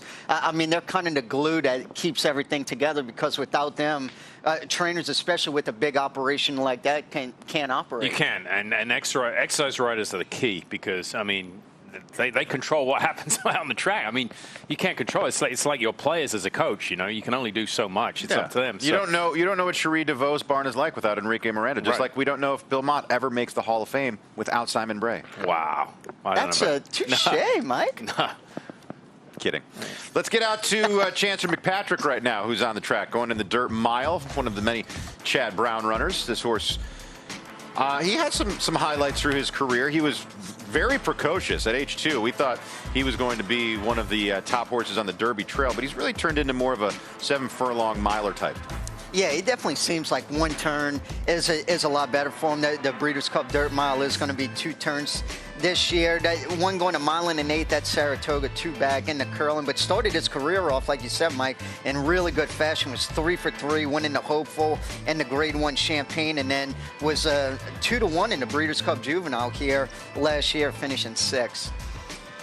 There's a look at him out on the racetrack. This is live, so this is Chancer McPatrick getting his first feel for the Del Mar surface since last year's Breeders' Cup Juvenile, where he finished 6th as the 2 to 1 second choice. Yeah, I mean, he was a good early 2-year-old, and then he kind of lost his way trying to find his form. I mean, he won the restricted curling back in July. That was at 1 1/8, but he's probably got to improve a little bit. I thought his race in the Allen Jerkins showed some improvement. That was one of his better races since his win in the Champagne. So 1 turn, I think, probably is better for him, but you can't do that here. So this is the race he's elected to go in. He seems like a horse too, Simon. I think it's a lot better with a lot of pace to run at too. Yes, yeah, he needs pace to close into, and the pace is going to be fast in that race. And post position going to be key. We keep talking about it. Post position draw today, right? Monday, yeah. Post position is going to be key for this race. Yeah, it's not that I didn't know what day the post position draw was. I just didn't know what today is. Yeah, I have no clue. Hi, it's Monday. Looks like you got a case of the Mondays. Who's behind us? We got another one walking over our shoulder here. We'll see it here in just a second. I can't read the saddle. I'm sure towel. Forever Young's coming. Yeah, oh yeah. Yeah, Forever Young will be here in a minute. Who's this? This is... Morning. Oh, it's Argine again. Yeah, Argine for the mile. We see Argine every day. Yep. As much of our friend as Forever Young is right now. We've got more action on this set from Forever Young and Bill Mott over the last 2 days than Joe Talmo, really. Let's get to Joaquin Jaime. What do you got, Joaquin?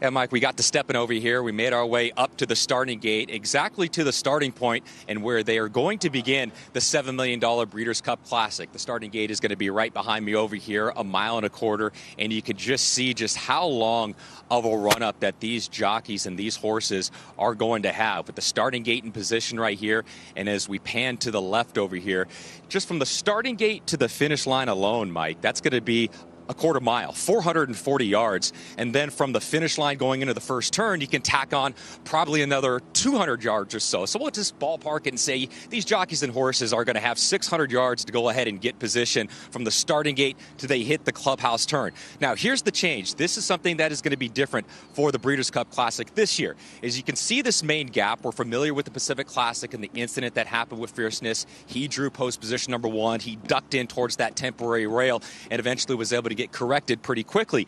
But you can just see how big of a gap that they need to cover with the temporary rail from this spot right here all the way to the main rail up there on the main track. This part right here, this is going to be the temporary rail that will be in place for the Breeders' Cup Classic this year. But here's the change, guys. This is a much longer temporary rail than what was in place for the summer here at Del Mar. During the summer, guys were telling me it's maybe around 45 or 50 feet. I'll pace it off with you right now. This is the end of the temporary rail, and it's going all the way over there about to those benches. So, look, if we're going to look at this, Mike, and say baseball terms, from the pitcher's mound to home plate is 60 feet 6 inches. I could stand from this end of the temporary rail to the other end of the temporary rail, and I can tell you this is a heck of a lot longer than 60 feet 6 inches. Stay with me. I'll pace it off right now. Let's see where we're at here. So 1, 2, 3, 4, 5, 6, 7, 8, 9, 10, 11, 12, 13, 14, 15, 16, 17, 18, 19, 20, 21, 22, 23, 24, 25, 26, 27, 28, 29, 30, 31, 32. 32 paces from me, Mike, for the temporary rail, the new temporary rail that is going to be set in place for the Breeders' Cup Classic. So whoever draws post number 1 in the Breeders' Cup Classic this year may be slightly more comforting. That's going to be a lot longer than what we had here during the summer at Del Mar. Yeah, nice low-key humble brag that you can count to 32. Joe's a little jealous. Yeah, I get to about 19. Yeah. I can only count to 21, but I need to be completely naked to do so. Let's start talking about the Breeders' Cup Classic as we have contenders in from New York. We saw Sierra Leone on the racetrack earlier today. Fierceness. And this was the start of that Pacific Classic that we were talking about with the temporary rail. He had to duck in as the temporary rail. Look, it is what it is, right? I mean, he ducks in. He has to make a correction, but just how much talent this horse has, it takes him out of his running style. He's still able to win. Hall of Famer Johnny V in the irons, doesn't panic, and he works out a trip regardless. He actually ducked in before he got to the gap. I mean, he ducked in towards the rail itself. So, but I think he was sensing it kind of coming up there, and I know that.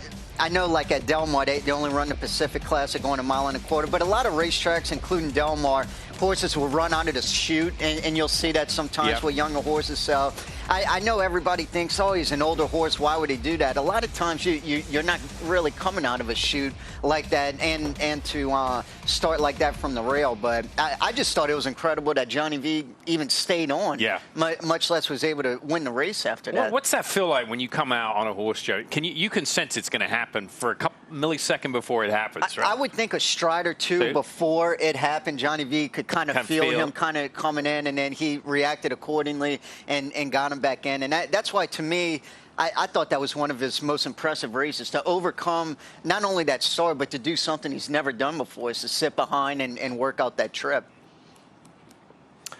All right. Andy Biancone caught up with Sovereignty's exercise rider to get the first-person view of his leg stretcher this morning. We're going to take a break. We'll have that and much more from the camp of Sovereignty. We'll have more about the Classic division. Japanese horses are going to be making their way in to say hello, as they are accustomed to doing this time of morning. The Breeders' Cup Breakfast Show continues after this.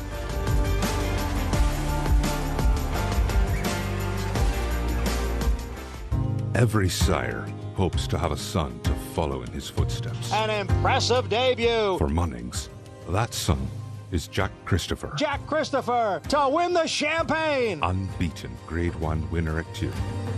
Dual Grade 1 winner at 3. And he is pouring it on here. It is Jack Christopher winning the Grade 1 H. Allen Jerkins Memorial. Jack Christopher, standing at Coolmore, America.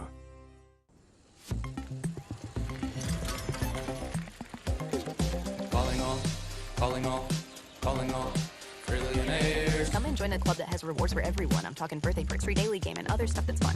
Designed for people who love thrills like me and her and him, and with the weekly bonus back, our thrills are filled up to the brim. So we're calling all trillionaires. Calling all trillionaires.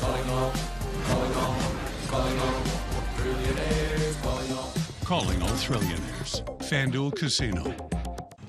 FanDuel held a shooting contest to promote its new MySpend tool. MySpend makes it easy to view your deposit and bet history all in one place. Because betting without knowing how much you're spending is like shooting in the dark.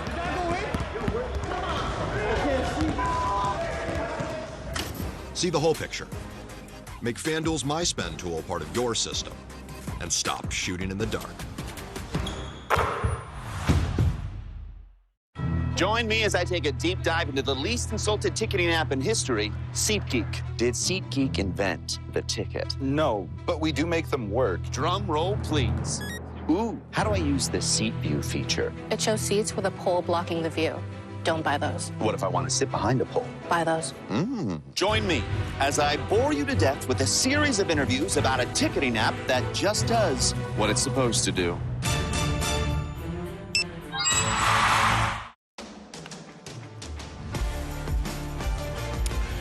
We're going to revisit that sovereignty work from earlier today. It was a half-mile drill, so he breaks off right there at the half-mile pole and gallops through the wire. As we take another look here, sovereignty, this was what we've been anticipating all week, Simon. And of course, he looked his usual professional self. Yeah, you saw the time scale on the bottom. 52, 53 would be slow. 46 on the fast side. Bill Mott wanted him to go in 49, and exercise rider, former jockey Neil Pazanski absolutely nailed it. 49 and 4, right on the money. So hats off to him. And this is what we were saying about how it underscores the employees in the barn. I mean, you know, if this is messed up this close to the race, that's a big problem, and he just executed it perfectly. Yeah, I mean, they were only 5 days out from the race. So you could definitely go way too fast and have his race there. So they weren't looking for anything too intense, just a nice little modest half-mile work. And you said it, Simon, it hit it right on the nail on the head. 49 and 4. Look, absolutely perfect, just cruising out there. Just getting bigger, stronger, better, developed in front of our eyes over the last 10 months. If you follow horse racing on a year-round basis, it's just amazing to watch this horse develop and grow and increase in size. I just can't believe how big he is. Is this horse right now in the lead for work of the day? Well, here's the thing. Yeah, I mean, but it's a great work, but for him, it's like giving a... It's like a gallop. Yeah, I mean, it's like... Hey, we got our buddy. There he is. Well, how are you today? Sovereignty working earlier. We've got one of his rivals right behind us, Forever Young, coming to say hello. How's Forever Young doing? It's very good. Everything good. Really? Everything good. What'd you do today? Just go walking? Just canter. Just canter? Yes. Nice. No yeah, there he goes. So cool. I mean, if this horse wins and we don't have money on him, we're going to look really dumb. He comes over and talks to us every day. He's trying to tell us, Forever Young, saying, hey, look at me. Wants to be on the show. And let's be honest, the show's all about him. It's all about these fantastic horses. And the fans love him as well. Looking forward to Forever Young. Amanda Mary, well, there you have him. We'll see what he does. He's another gorgeous animal. You want to talk about put together well. Yeah, no question about it. Looks good and got a great temperament. But yeah, back to your thing real quick about sovereignty, the work of the day. I totally get where you're going, because but that's like taking an English professor and giving him a high school English exam. Right. You know, it's like, oh, he aced the exam. Yeah, well, he wrote it. He should have, yeah. No, I gotcha. At any rate, we've got a lot of the horses behind us. The Japanese horses, they have the same routine every day. They walk them a long time. They come to the paddock. They school them. At any rate, jumping around here back to the sovereignty work, Andy Biancone caught up with the exercise rider. Well, guys, some of the best hands in the game. Neil Pazanski was aboard Sovereignty and Scylla this morning for their final preparations. We just saw you aboard Scylla, Neil. Walk us through the work, and how was she? She was great. She broke off from the pole. You know, it seemed like just a nice stride. She was in my hand, just cruising along, and you know, I kind of had to drop into my heels and slow her down a bit going into the wire. She wanted to do more, and then when I got the time, I was like, holy smokes.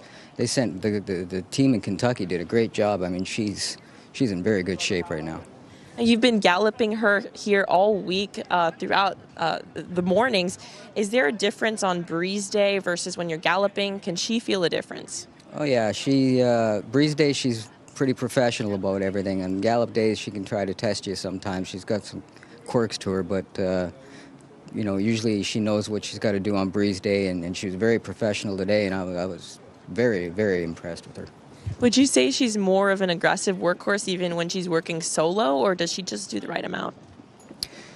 No, we usually throw the blinkers on her when she's going solo because, you know, she has worked like that in the past, and then she will work, you know, just normal, like kind of, you know, 49-ish, whatever you want. But today, she went like she was going in 49.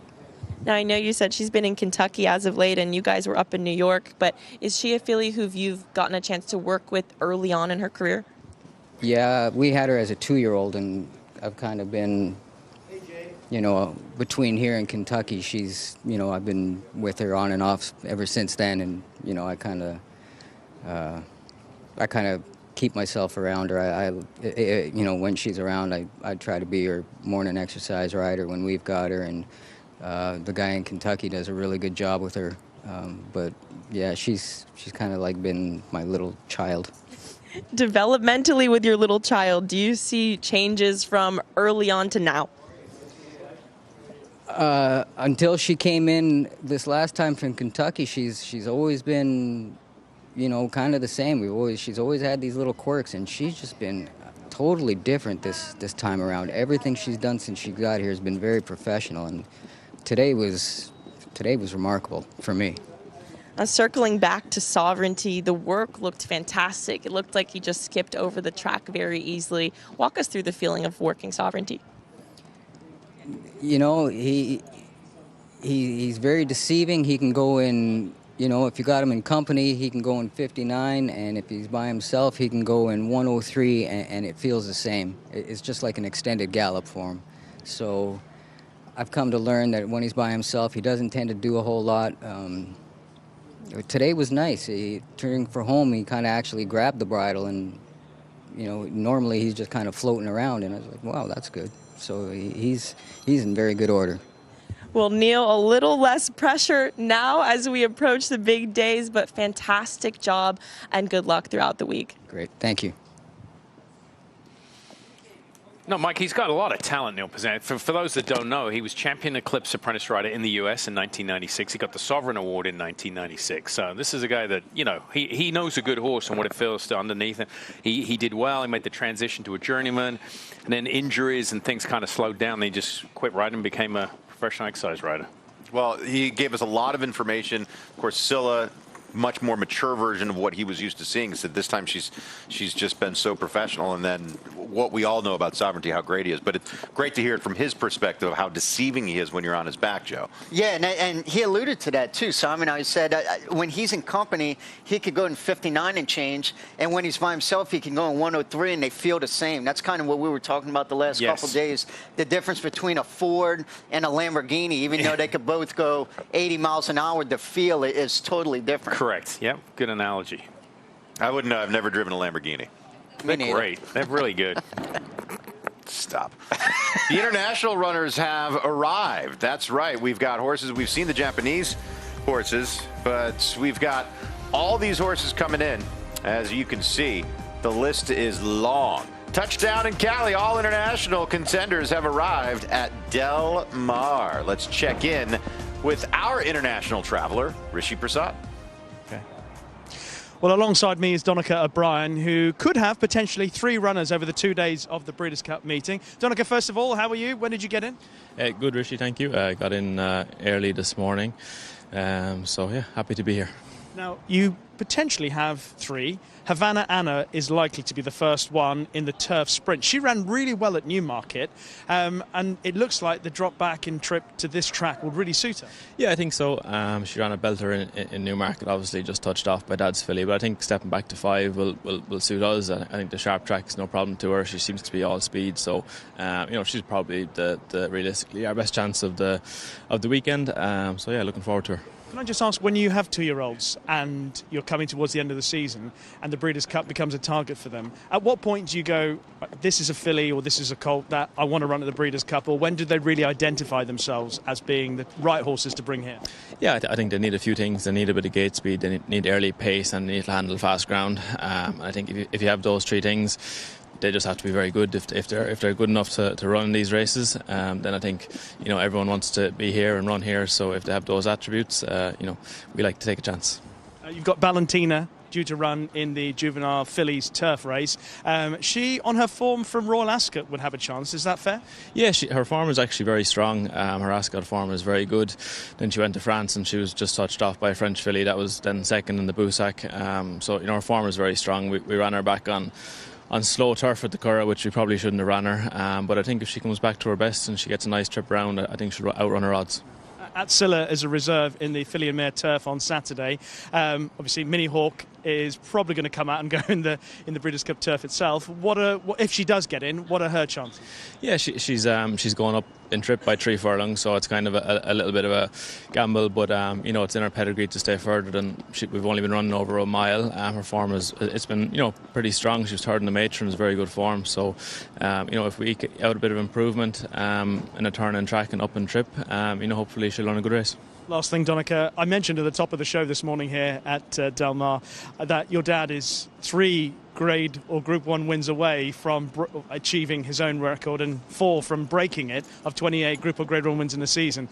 As somebody obviously who's so close to him, but also a competitor and a professional in the sport, what's that like? Yeah, listen, it's so hard to win 1 Group 1, never mind 28 or whatever the record is. He still has 3 to go, so it's certainly no easy task. But I think looking at the horses that he sent out here, shows that he does have one eye on it. So, I think it's an unbelievable achievement to be able to even get close to it. So, it'd be great if he could do it. But 3 Group 1s is a long way to go. You set the bar high for you and Joseph to follow, but you can give it a shot. I'm a good bit away from that now, so we'll see. Always great to catch up. Have a great week. Thanks, Richie. Thank you. Thanks so much. I appreciate it. I mean, the O'Brien family, first it was Aiden, but now, Joseph, Donica's got his own stable as well. The impact they have on the sport is wide. But it's hard not to root for your dad when he's on the cusp of history. But, yeah, you want to be the one that stops him from getting it. Sure, yeah. I mean, a family. I mean, they've ridden Breeders' Cup winners and they've trained Breeders' Cup winners. At any rate, thank you, Richie, and we will have a closer look at a bunch of those international horses. Here's Tommy Joe, speaking of a local horse for Todd Pletcher, your winner of the Alcibiades and the Spinaway. Yeah, via DQ last time in the Alcibiades. Percy Boyd did win that race, but interfered pretty good down the stretch. She came out about 2 or 3 pads and bumped Tommy Joe, who did finish second, but got put up to the win. Another offspring of Into Mischief. I mean, that's a common theme through this Breeders' Cup. And look, she's going to have to improve, I think. Yeah, I mean, I know she was put up and she was impeded a little bit, but I think most people that watched that race were a little disappointed after what they saw in her first 2 starts, but she kind of regressed a little bit. I think she's going to have to improve. Yeah, her first 2 starts, when she won, she ran an 85 buyer in both of those starts and then finished in second, but being put up to first, ran a 75 buyer. So to your point, Simon, she did regress a little bit. It's never a good sign when the first time they go 2 turns, they run slower than what they're doing at 1 turn.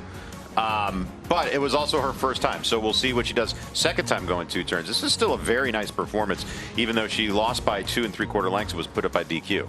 Yeah, I mean, you can see once she was knocked or impeded with, she just knocked to a left lead, and she was off stride there. So it made a difference. I mean, who knows? It's so subjective. This is the head-on watch. You're going to see there's some contact, and she bounces right back to a left lead there. Yeah, watch when Luan Machado switches sticks, how forward she comes out there. And to your point, Simon, once she switched leads, it looked like she lost all momentum because she was right on her hip. I really don't know if she was going to go by or not. We will never know, but it did hurt her momentum quite a bit. I'll tell you what, though. I mean, that's as good of a reason for a regression as anything else when you get knocked off stride. Sure. So we don't know if she's going to get better at two-turns. Her pedigree suggests that she's going to love it as they run down the racetrack.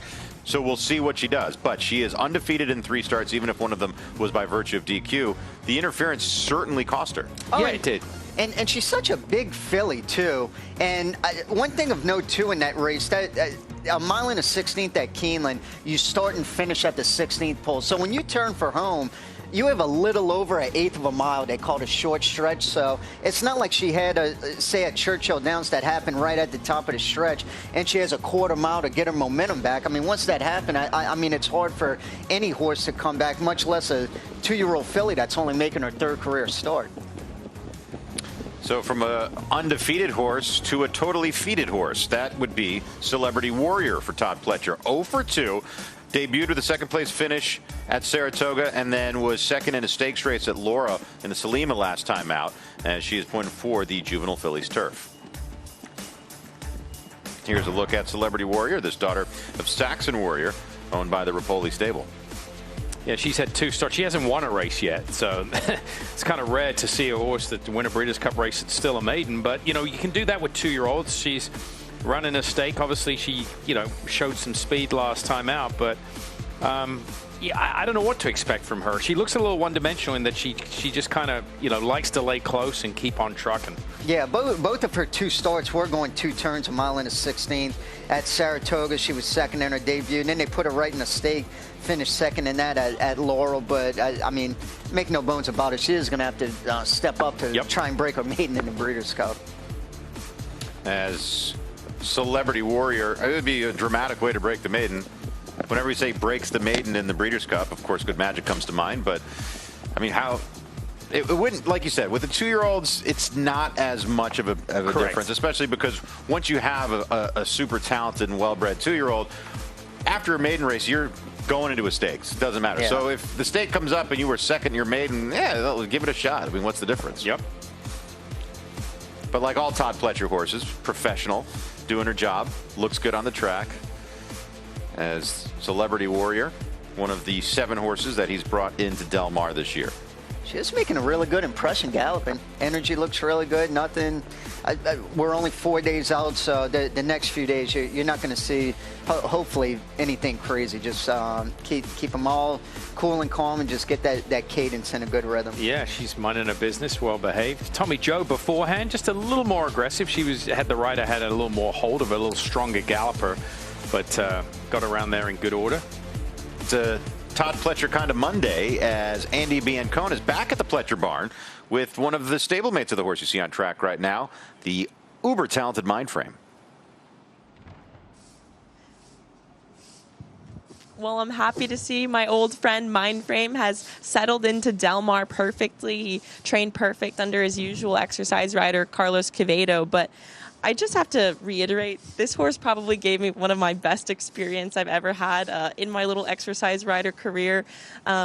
Carlos got stuck in Charlotte Airport, and so last minute, Sophie and Todd needed somebody to get on Mindframe before the Stephen Foster, and Todd was kind enough to let me get on Mindframe the morning of and day before leading up to the Stephen Foster, and I have to say, it just established him as one of the best horses I've ever been around in my entire life. Todd has said it time and time again, this horse is a generational talent, and you can truly feel that when you're on his back. It kind of felt like when you're in the airport walking on one of those floor escalators and walking faster than everybody, but you're still walking. That's kind of what it felt like to ride him. He just is so effortless in the way he moves. I felt like I was galloping slow and yet was passing so many people on the track, but Mindframe is a face I'm happy to see here at Del Mar, and he looks happy to be here too. Yeah, your old buddy that you got on the back of Mindframe. It might happen again. I heard her talking to Todd Pletcher. It seems like they were planning on it later this week. He ran the best race of his life in there, too. So yeah. maybe they should put Andy B back on, right? While we have a moment, I want to take this opportunity to talk about a great charitable campaign going on right now. First of all, this is the Champions Give Back campaign, and it's fundraising and awareness for Breeders' Cup charities. Now, the 5 core pillars, thoroughbred aftercare, jockey health and wellness, backstretch industry workers, equine research, and other impactful community initiatives. $1 from every official Breeders' Cup cocktail. The Tory Cup, featuring Maker's Mark Bourbon and the Garland, featuring Chopin Vodka, will be donated to Breeders' Cup charity. Fans can also support the Champions Give Back by texting BCWC to 1-855-800-4975. Grab a screenshot of that, or go to breederscup.com/charities. I do want to say Ken Fryrick, part owner of Sandman, has been a philanthropist in horse racing. Throughout the year, he has given so much. He is matching donations up to $50,000 for your Breeders' Cup charitable donations between now and Breeders' Cup. And there's a long way to go to get to that $50,000. Make your donations count double. Ken Fryrick, we thank you so much. He gave $500,000 to Breeders' Cup charities earlier this fall, and now he's matching donations up to $50,000. Go to breederscup.com/charities for more information and to donate. We are going to take a break. We'll be back with more on The Breakfast Show after this.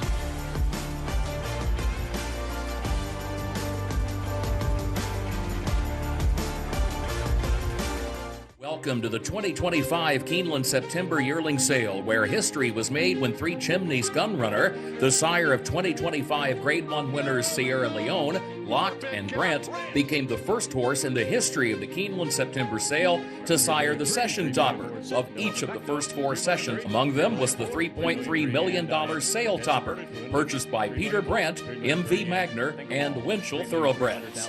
Gunrunner, Breed Shaper, Dream Maker.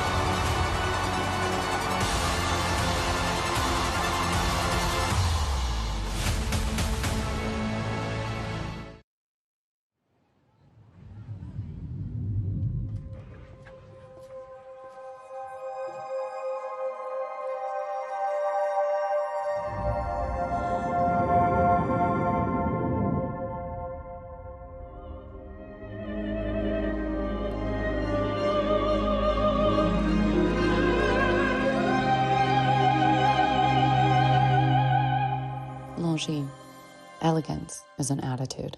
Douglas trusts Prevagen for his brain, and this is his story. I'm Douglas, and I'm from Chicago. I was looking for something specifically for my brain. That's when I chose Prevagen. And the confidence I've received from Prevagen allows me to continue to do those things that I love. I have been taking Prevagen for more than 9 years, and it really works for me. Prevagen has been the #1 selling brain supplement nationwide for over 10 years. Keeneland November is where futures take root and legacies pass from one hand to the next. In the ring, excitement builds. A glance, a nod, a bid. History changes in an instant, and the impact lasts a lifetime. The market is here. The global stage is here. Your moment is here. Keeneland November. NetJets is more. And with NetJets, you get more. More exceptional service. Heightened safety standards. And anytime access to where you're needed most. Do more and miss less with NetJets.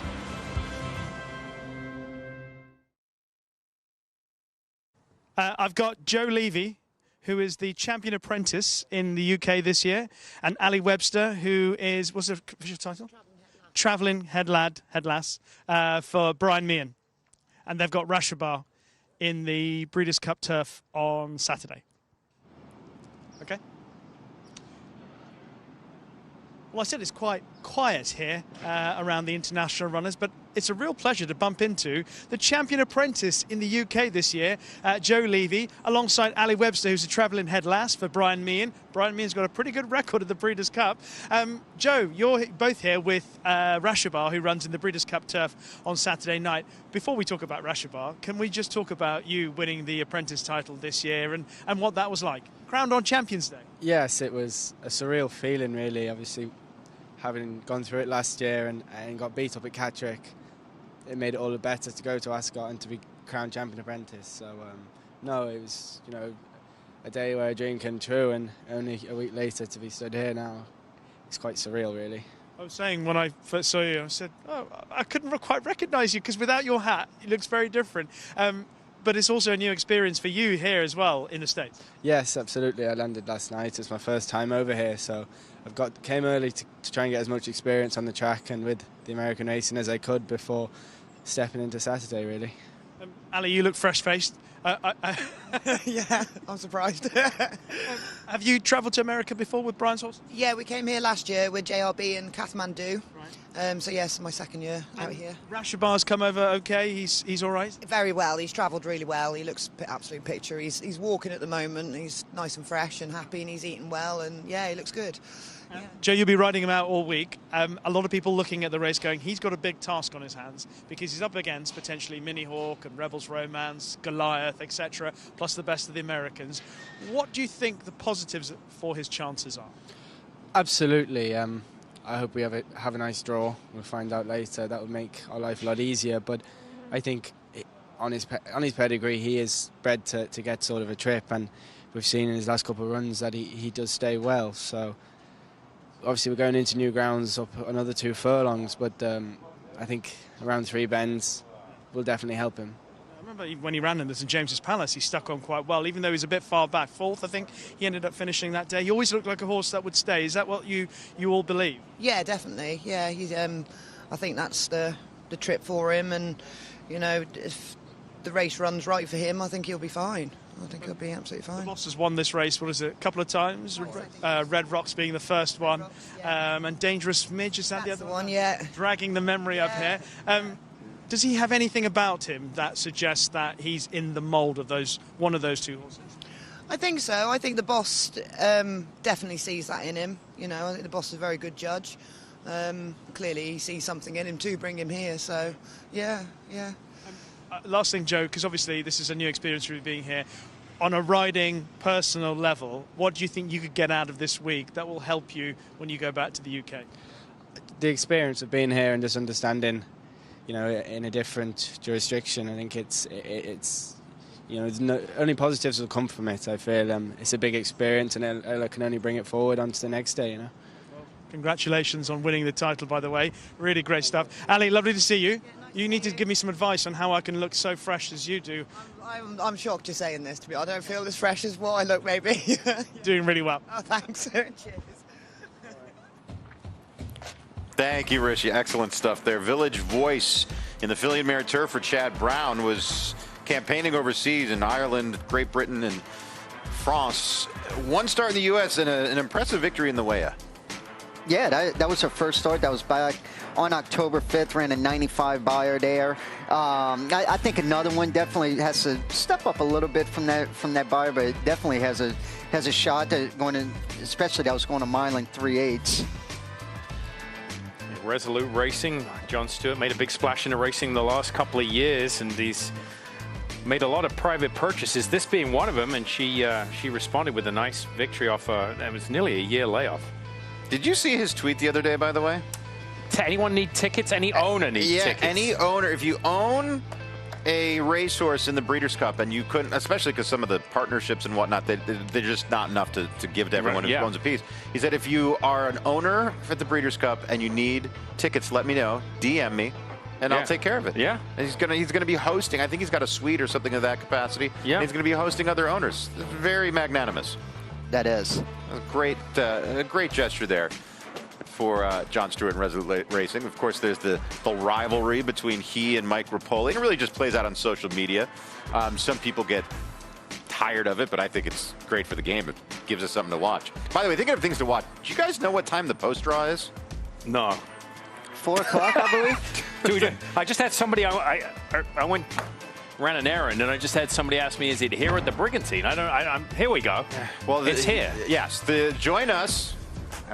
You're supposed to answer this question, Simon. Join us for the pre- and post-draw analysis here on FanDuel TV, along with post positions and odds as they are revealed for the 14 Breeders' Cup Champions races. It'll be hosted by Brittany Urton and Nick Luck. Joaquin Jaime, Rishi Prasad, and Andy Biancone will be on site for us. Coverage begins at 4 Pacific, 7 Eastern. That is 1 hour before the World Series starts. So there is no excuse to miss the draw show. By leading young sire, Not This Time. Up to the Mark made an impression in the sales ring, bringing $450,000. He then left his mark on the racetrack, a debut winner at Saratoga, before compiling 3 consecutive Grade 1 wins in the Turf Classic at Churchill Downs, the Manhattan Stakes at Belmont, and the Turf Mile at Keeneland. Up to the Mark now seeks to leave his mark as a stallion, standing at Lane's End.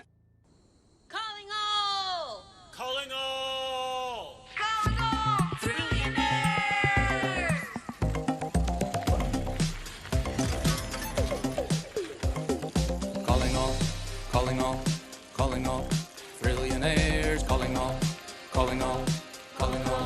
trillionaires. Come and join a club that has rewards for everyone. I'm talking birthday perks, free daily game, and other stuff that's fun. Designed for people who love thrills like me and her and him, and with a weekly bonus pack, our thrills are filled up to the brim. Can you thrill me? Yeah, because this will be like the most amount of pure glee that ya ever gonna get from rewards that start day one. So we're calling all, trillionaires, calling all.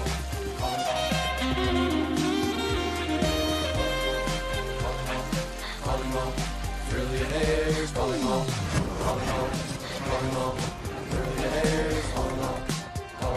Calling all trillionaires. FanDuel Casino. You might take something for your heart. You might get support for your joints.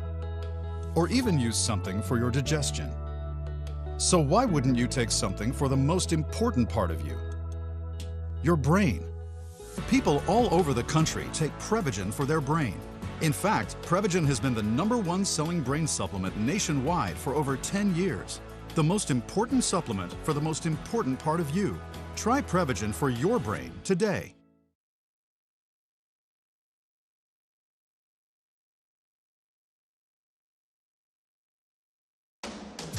FanDuel's Breakfast at the Breeders' Cup is presented by WinStar Farm and by Phasic Tipton.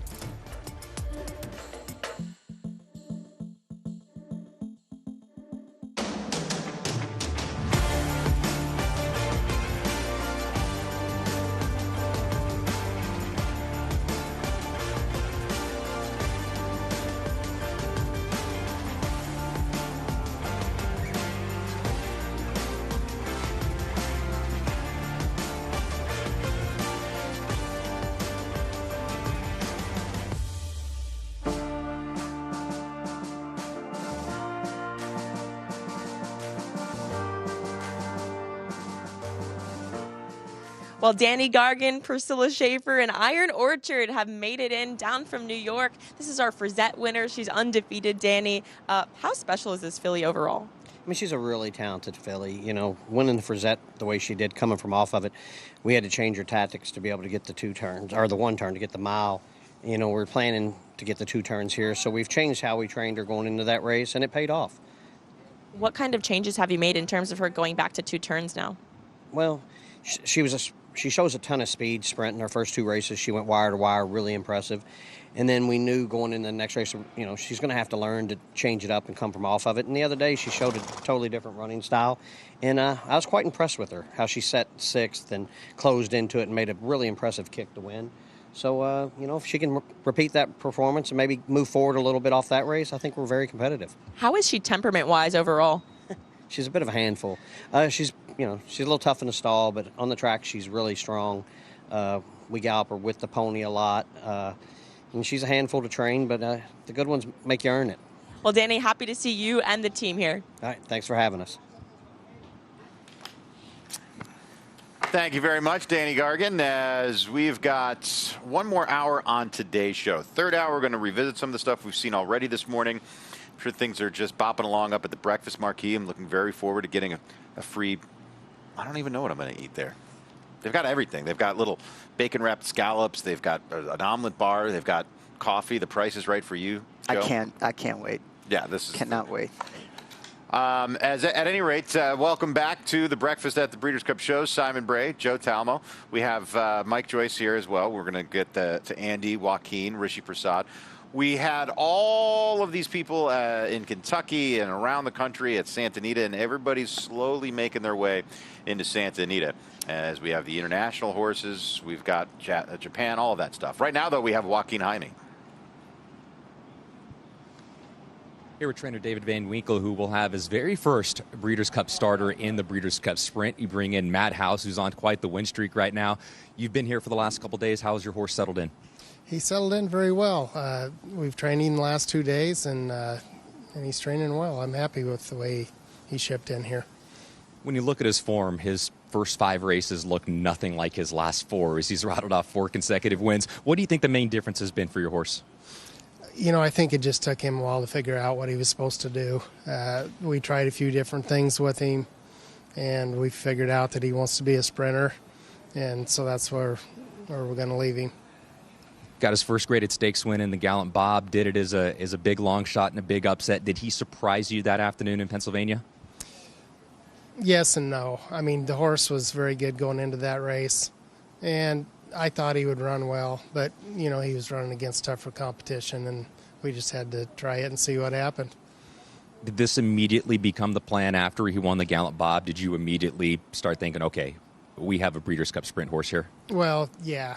I mean, after he won that race, we thought that this might be our next step, and we was going to see how he come out of the race, and he come out of the race well, so we thought we'd give it a try. So you're here at Del Mar. Your very first Breeders' Cup starter. How has this experience been for you so far? It's been very exciting, to be honest with you. It's a pleasure to be here to run in this race. David, appreciate the time. Good luck in the sprint this year. Thank you very much. The Gallant Bob is certainly light on resume compared to the other sprinters in here. There's no questioning that. But you always got to beware of the sharp horse on his way up. Yeah, I mean, he's won his last 4. And one thing about him, too, he does seem, when he does get to the lead, he is pretty much one-dimensional and will win those. And you said it, he's sharp. He's won his last 4 and improved just about every single start in those 4 races. Yeah, I mean, you take his 7/8 races and the 2 turn races out of his page, and he looks pretty good. I mean, he's a pretty horse. Look at him, the way he is. I mean, he's built like a sprinter. He's all muscle, short coupled, very strong, head bowed. I mean, just hitting on all 4s there, jogging, very pretty. But he's got to improve a lot. Yeah, I mean, no doubt about it. He's going to have to improve. This is definitely the biggest test of his life, but he is coming in here very sharp. Earlier today, as Andy Biancone was making her rounds in the backstretch, she caught up with the other Mott's, Bill Mott's son, Riley.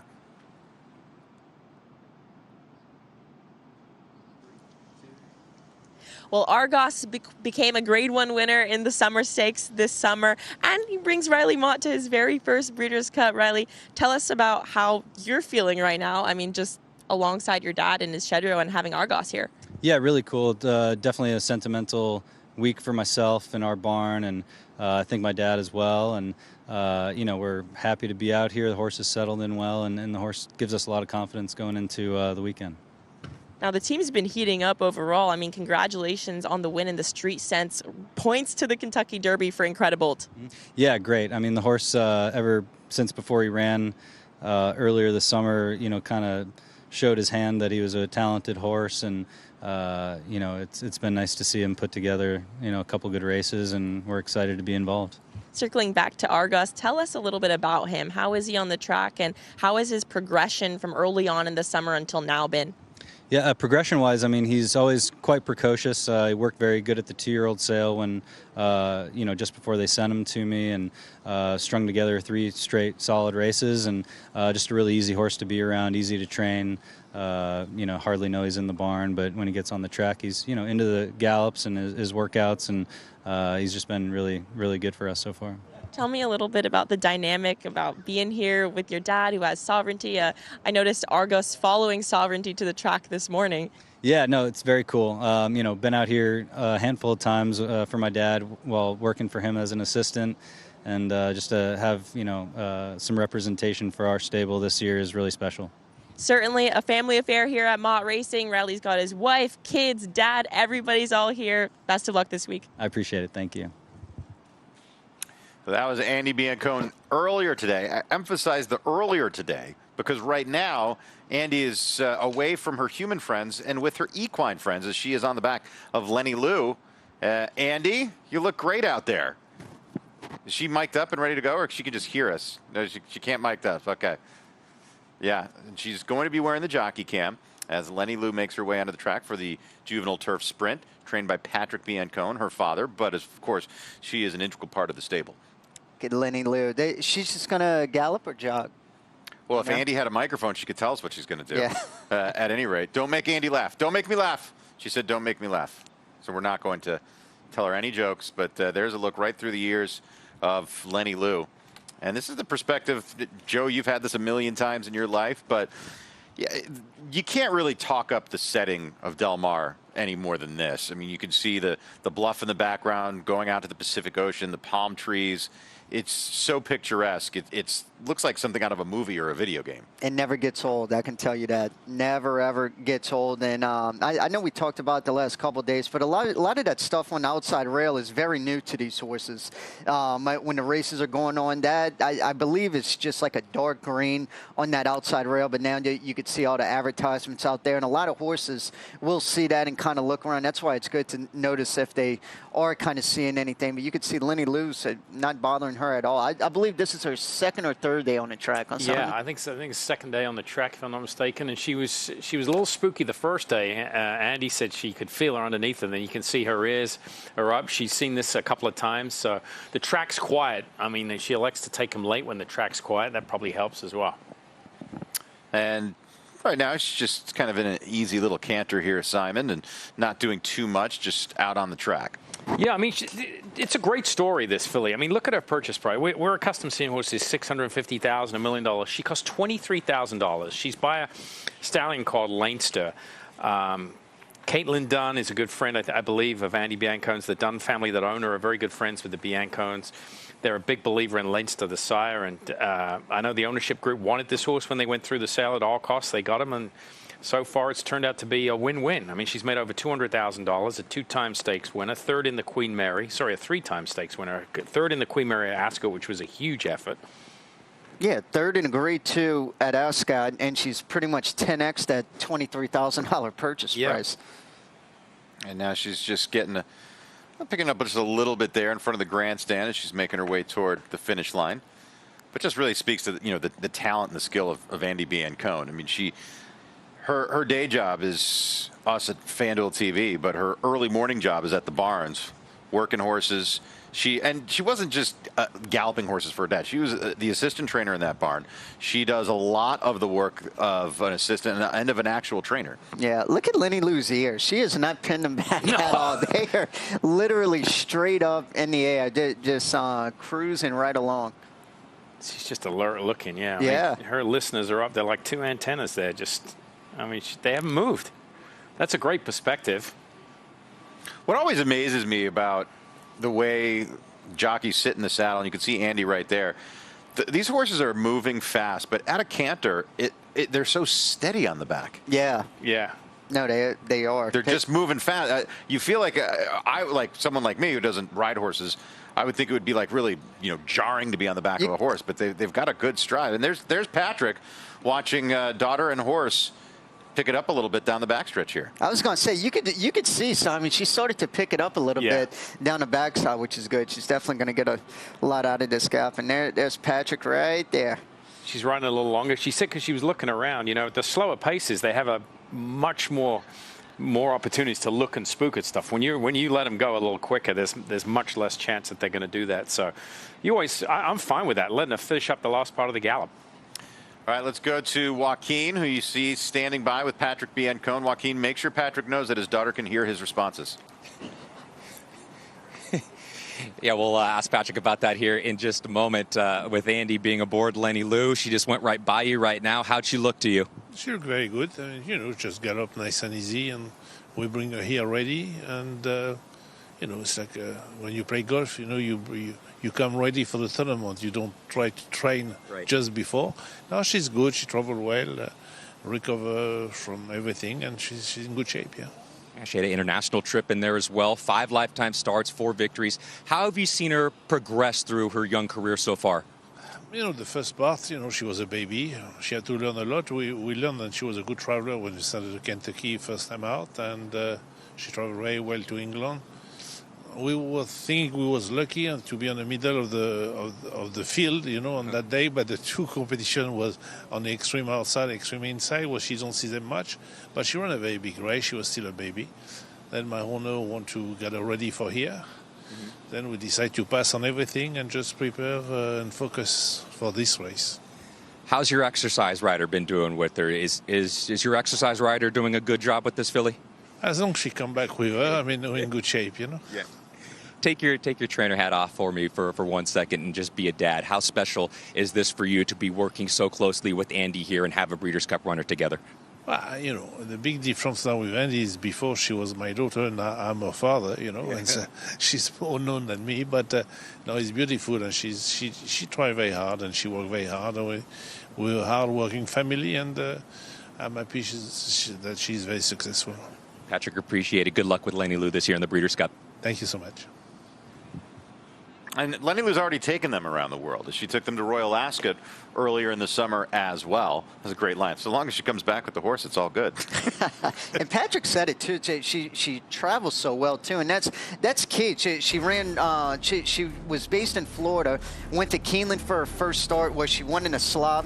Back to Gulfstream, then to Ascot, then back to Florida, then all the way out here, and has handled it great so far. Yeah, that's huge, especially for a young horse, that she can handle that travel, and especially for a filly as well, that she can still maintain her weight and keep her head in the feed tub. I'm pretty sure she's got status on Spirit Airlines. Let's take a closer look at her trip overseas when Lenny Lou and Andy went to Royal Ascot.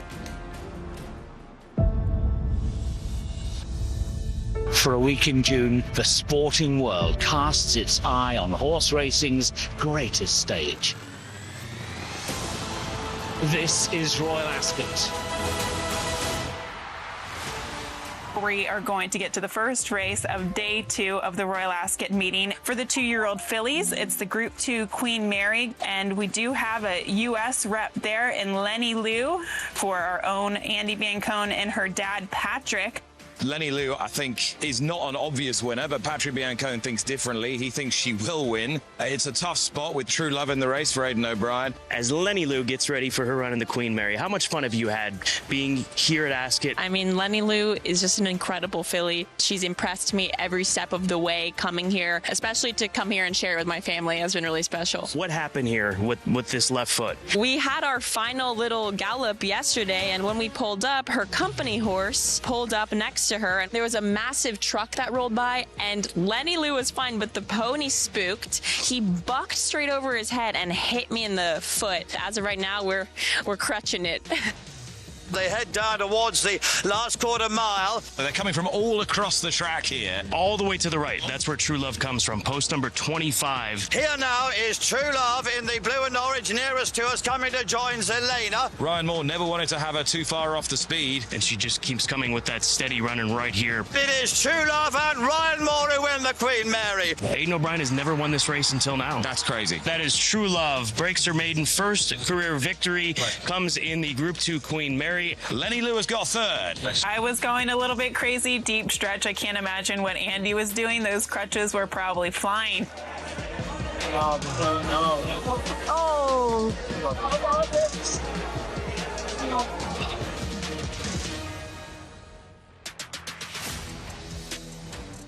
My favorite part of that interview is like, oh, thankfully the pony kicked me and not the horse. Yeah, that is I don't know crazy. anybody else who says that. She came back pretty quick, too. I remember we were at Churchill Downs after that, and I think she started galloping a week and a half or 2 weeks after, something like that. It was crazy. She's got like this such a cute demeanor, Andy, and she's all so friendly. She is easily the toughest one on our staff. Oh, yes. By a factor of about 1,000. It's not even close. There's a look at her with her friend Lenny Lou out there. And I will say this, and it's a theme I've been coming back to throughout the shows. I love when we can just get that snapshot of what these horses mean to their connections. Of you see these trainers like Kevin Attard crying when he was talking about Moira, or Andy, she would rather be hurt than anything happened to Lenny Lou, the horse, right? She was so thankful that the pony got her leg. When we have these moments where you see just how affected the human element is by the equine element. Oh, it's crazy. I mean, some of these horses are taken better care of than some humans, if you think about it. And especially we touched on it earlier with the grooms and exercise boys. I mean, these horses is their whole life. A lot of them, they don't play golf or fish or do stuff like that. The horses is their whole life and hobby. That's exactly right. It's a labor-intensive business. I mean, one horse, you've got an exercise rider, a hot walker, a groom. I mean, that's 3-to-1 ratio, right? I mean, there's a lot. And if you ever, have the chance to go back there and see how they're taken care of, it's unbelievable. I mean, it really is. We actually have a comments from Caton Bradar on YouTube. Caton Bradar, awesome line from Patrick Biancone about his daughter, Andy. Before she was my daughter, now I'm her father. That is great. That is a great line. Yeah. Andy Biancone has become somewhat of a star here as she was out there with Lenny Lou. We'll check in with her afterwards. Right now, though, it's time to check in with Rishi Prasad. Alongside me is Rachel Richardson, who is well known as looking after the very best of the Aidan O'Brien horses when they travel over. Rachel, you were just reminding me, you were here with City of Troy last year, the year before that with the winner in the turf, Augusta Rodin. Yeah. Some good memories? Yeah, very good memories. Very lucky. It's a great place to be. Well, what's it like to have that responsibility for such a powerful stable? Oh, it's fantastic. It is, and just appreciate it every day. Very lucky to ride those kind of horses and to get to be trusted to bring them here, and yeah, it's brilliant. You are going to be partnering Precise through the week here. How is she? She travelled over. She got here on Saturday with the rest of the team. Yeah, she's they've all travelled over really well. We're still in quarantine at the moment, but they're all leading out very fresh. So yeah, really happy with them. You were just telling me a moment ago you ride her in her work at home. Her progression this season has been extraordinary. When she went to Goodwood, she wasn't really that well fancied up against a Sir Mark Prescott horse that everyone thought was going to win. She blitzed her that day, and ever since then, it's been incredible. What's been the difference? She's just a very tough filly. She's very sound, very straightforward, but mentally very tough. And for a filly, to have that bit of aggression in them, and she's a fresh chestnut filly. Roger Quinlan rides her out every day. I'm lucky enough to get to ride her in her work, and she's hardy. She looks like she's totally oblivious and unflustered, unbothered about anything. She just looks like when she's in the race, you can do whatever you want, ask her, she gives you her maximum in the race. Exactly, that's it. And, at home, she's always happy to be out, happy to do her work. But like you said, it's when she turns up on race day, she's just... So she goes, obviously, in the juvenile fillies turf on Friday. Possibly one of 3 horses that a lot of people think on the first day Aidan's going to win the 3 juvenile races with True Love start. And then he's standing on the brink of history because, obviously, Mini Hawk or Lion and Winter could give him that record. Has that been spoken about amongst the team? I know you've been with a few of the other members of the team here. Do you care much about that record? Oh, absolutely. As for the second half of the year, we've all been 28 was the record, and kind of everyone's been discussing it, not so much in, but we do between ourselves, and we were here watching the race in France there, and 2, nearly 3 Group 1s there on Sunday. But obviously Doncaster was fantastic, and you just think, gosh, we're actually really close now to doing it. It'd be fantastic. But look, either way, it's been a fantastic year. Rachel, it's always great to catch up with you. And by the way, whenever Rachel Richardson's riding a horse for Aidan O'Brien and work, you know that it's a very special horse. She only works with the best. Precise might be the best. It's Europe's best chance, Precise, I think, in the juvenile fillies turf. I wouldn't quibble with that assessment at all. Thank you very much, Rishi, and that's why Rishi's here, because he can get inside all the barns from Great Britain and Ireland and the like, and just fantastic information there. Great interview. All right, we have got a look back at the Classic division. The Challenge Series to get here has been a story of its own. Let's take a look at these races from the Dirt Dozen that got these horses to where we are today.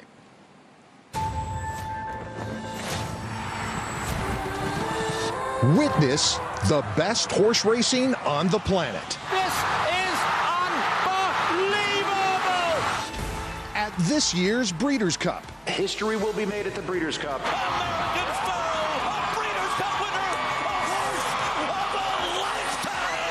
14 championship races, headlined by the Breeders' Cup Classic. And Flightline takes off in his Breeders' Cup Classic win. A win in the Classic. Lives will be changed. Makes you a Classic. It is an event of that magnitude. And the best way to earn a spot in that sacred starting gate? They're up in the Breeders' Cup Classic. Win a race in the Breeders' Cup Challenge Series.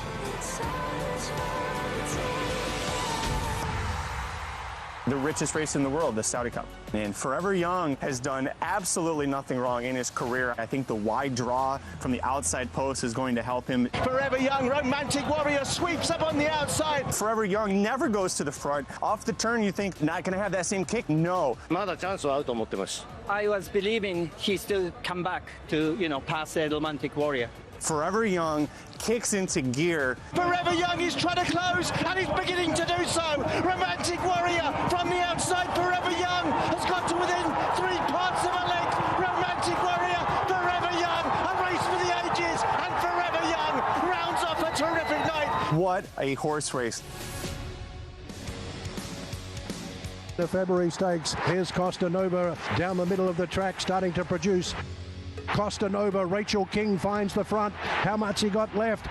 Costa Nova stretches. They're coming and coming hard, but Costa Nova's in front with 150 metres to run. Will this be Rachel King's first Japanese Group 1 in front? Late on the scene, Sunrise to Pangu late.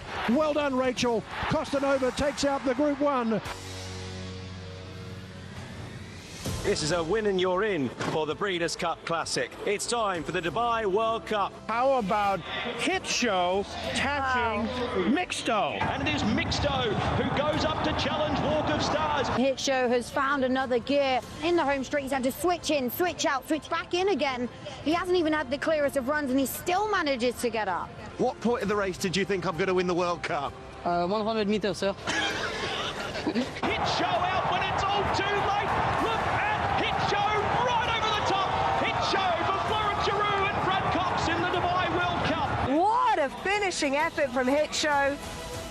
It is the Grade 1 Stephen Foster win, and you're in for the Breeders' Cup. Assistant trainer Sophie Green, who's my good friend, asked me if I could get on Mindframe, and Mindframe is the best horse I've ever sat on in my life. Mindframe draws alongside. It was Mindframe's day. We were hopeful that he'd show up today, and he showed up in a big way. Mindframe has taken charge. Mindframe kicks clear by 2. You never really know what he could do next. I mean, he's just unbelievable. 16th to go. Sierra Leone's hanging tough as well, but it's Mindframe's Foster. You know, this being a win and you're in the Classic is obviously the target. An absolutely packed house here at Monmouth Park. Huge race for journalism. Journalism did not have a quick beginning. He was away second to last, and he's going to be off the pace today. A little concerned here, bounced out of the gate and broke just okay again. Up the backside, he started picking off horses. He kind of came with that long measured run. And Journalism is third now, continues a sustained run on the outside. They're at the top of the stretch. He found a gear that only special horses have. This is a serious special horse. Journalism, here he comes with those big, robust strides. Journalism, he's the headliner today. I can't tell you what a horse like this does. He's pretty special. Enjoy the ride. Thanks. The 98th running of the Whitney. We look at Sierra Leone now. He's a big, strapping colt. Looks the part in here. We'll see if he does get that pace to close into.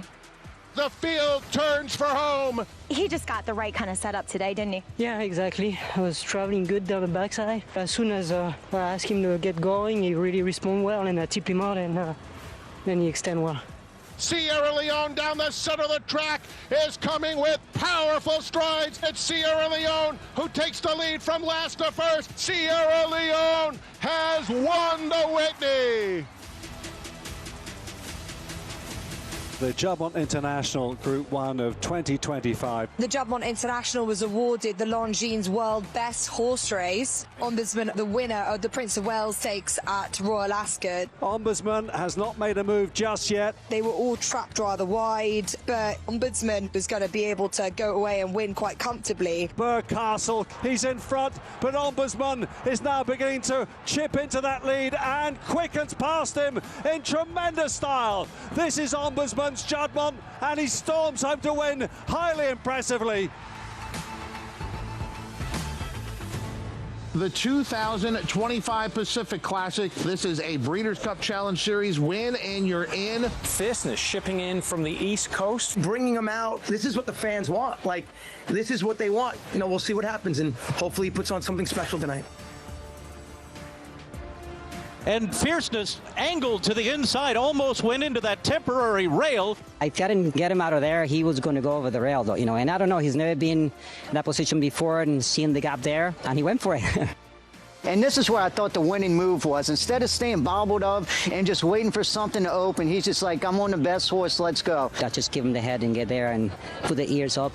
Fierceness and John Velasquez still there at the 16th pole. Journalism is all out, and he's not doing enough to beat the beast from the east. Fierceness has won the Pacific Classic by 3. What a horse race, and what a performance by Fierceness. The Jockey Club Gold Cup. Todd Pletcher wins here with Antiquarian. Antiquarian has taken up the chase. Johnny, you're not slowing down, and you're winning at the highest level. Well, riding this kind of horse is going to keep you young.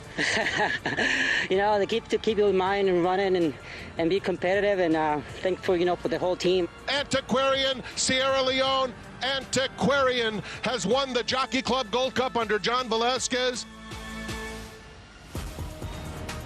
The Grade 1 Goodwood, a spot on the line in the Breeders' Cup Classic. Nevada Beach from Bob Baffert's barn in here, lightly raced, taking a big step up in class. They're at the top of the stretch. Full Serrano and Nevada Beach are head-and-head coming to the 8th pole. This is a breakthrough performance by Nevada Beach. Just has stamina in droves, and Mike Smith knew that. Mike Smith, beautiful ride, and love going to the bench. Mike Smith always comes through. And it's a defining moment for Nevada Beach as he wins the Grade 1 Goodwood. He needed to win this race to get a spot in the Breeders' Cup Classic.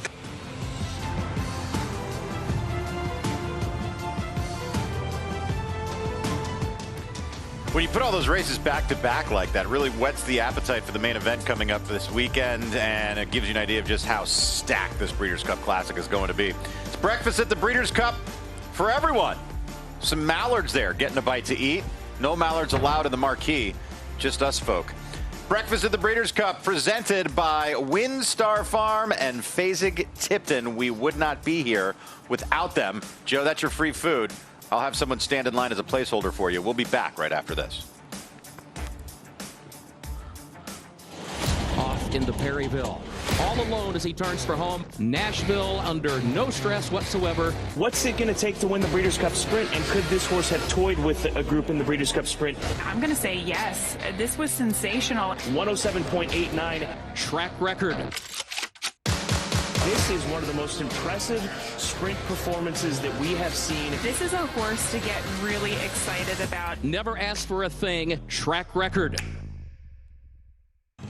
FanDuel held a shooting contest to promote its new MySpend tool. MySpend makes it easy to view your deposit and bet history all in one place. Because betting without knowing how much you're spending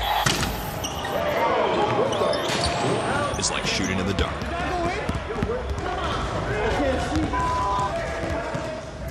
See the whole picture. Make FanDuel's MySpend tool part of your system and stop shooting in the dark.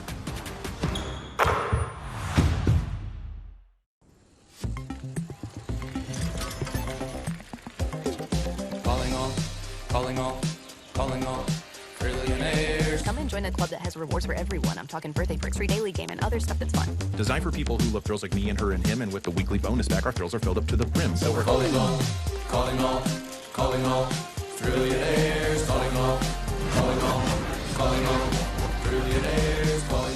Calling all trillionaires. FanDuel Casino.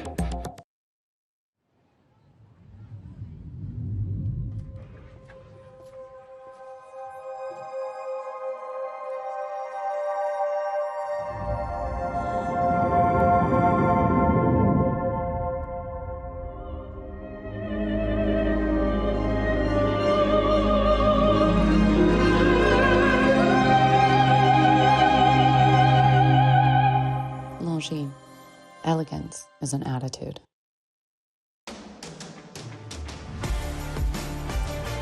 Welcome back to the third hour of the Breakfast Show, giving you a look at the half-mile work that Sovereignty put in this morning in his final preparation for the Longines Breeders' Cup Classic.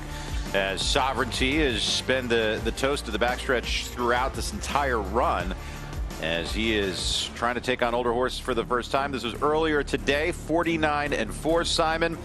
We can't see it enough, just because it's mundane in its brilliance. He's such a professional, and no one's going to look or work as well as he does. It works so nice, we're going to watch it twice. It's actually 3 times, to be honest. It is 3. It might be 4 by the end of the day. Which I'm fine with. I don't think we can talk about him enough. No, exactly. I mean, like I said, if you're just watching this for the first time, tuning in, Sovereignty, one of the top choices for the Classic, final work before the race on Saturday, and this is just, you know, a work that's right in the middle of that sweet spot for the time for a half mile, Joe, and he does it with ease, as he should. I mean, this should be absolutely straightforward for him. Yeah, we're only 5 days out from the Breeders' Cup Classic. This isn't a flashy, fast work, 47 flat. This is exactly what Bill Mott wanted. 49 and change, something nice and modest, not a huge gallop out, just kind of a leg stretcher, and just an absolute picture right here. You could see him just so well balanced, galloped out, and I don't think we can talk about it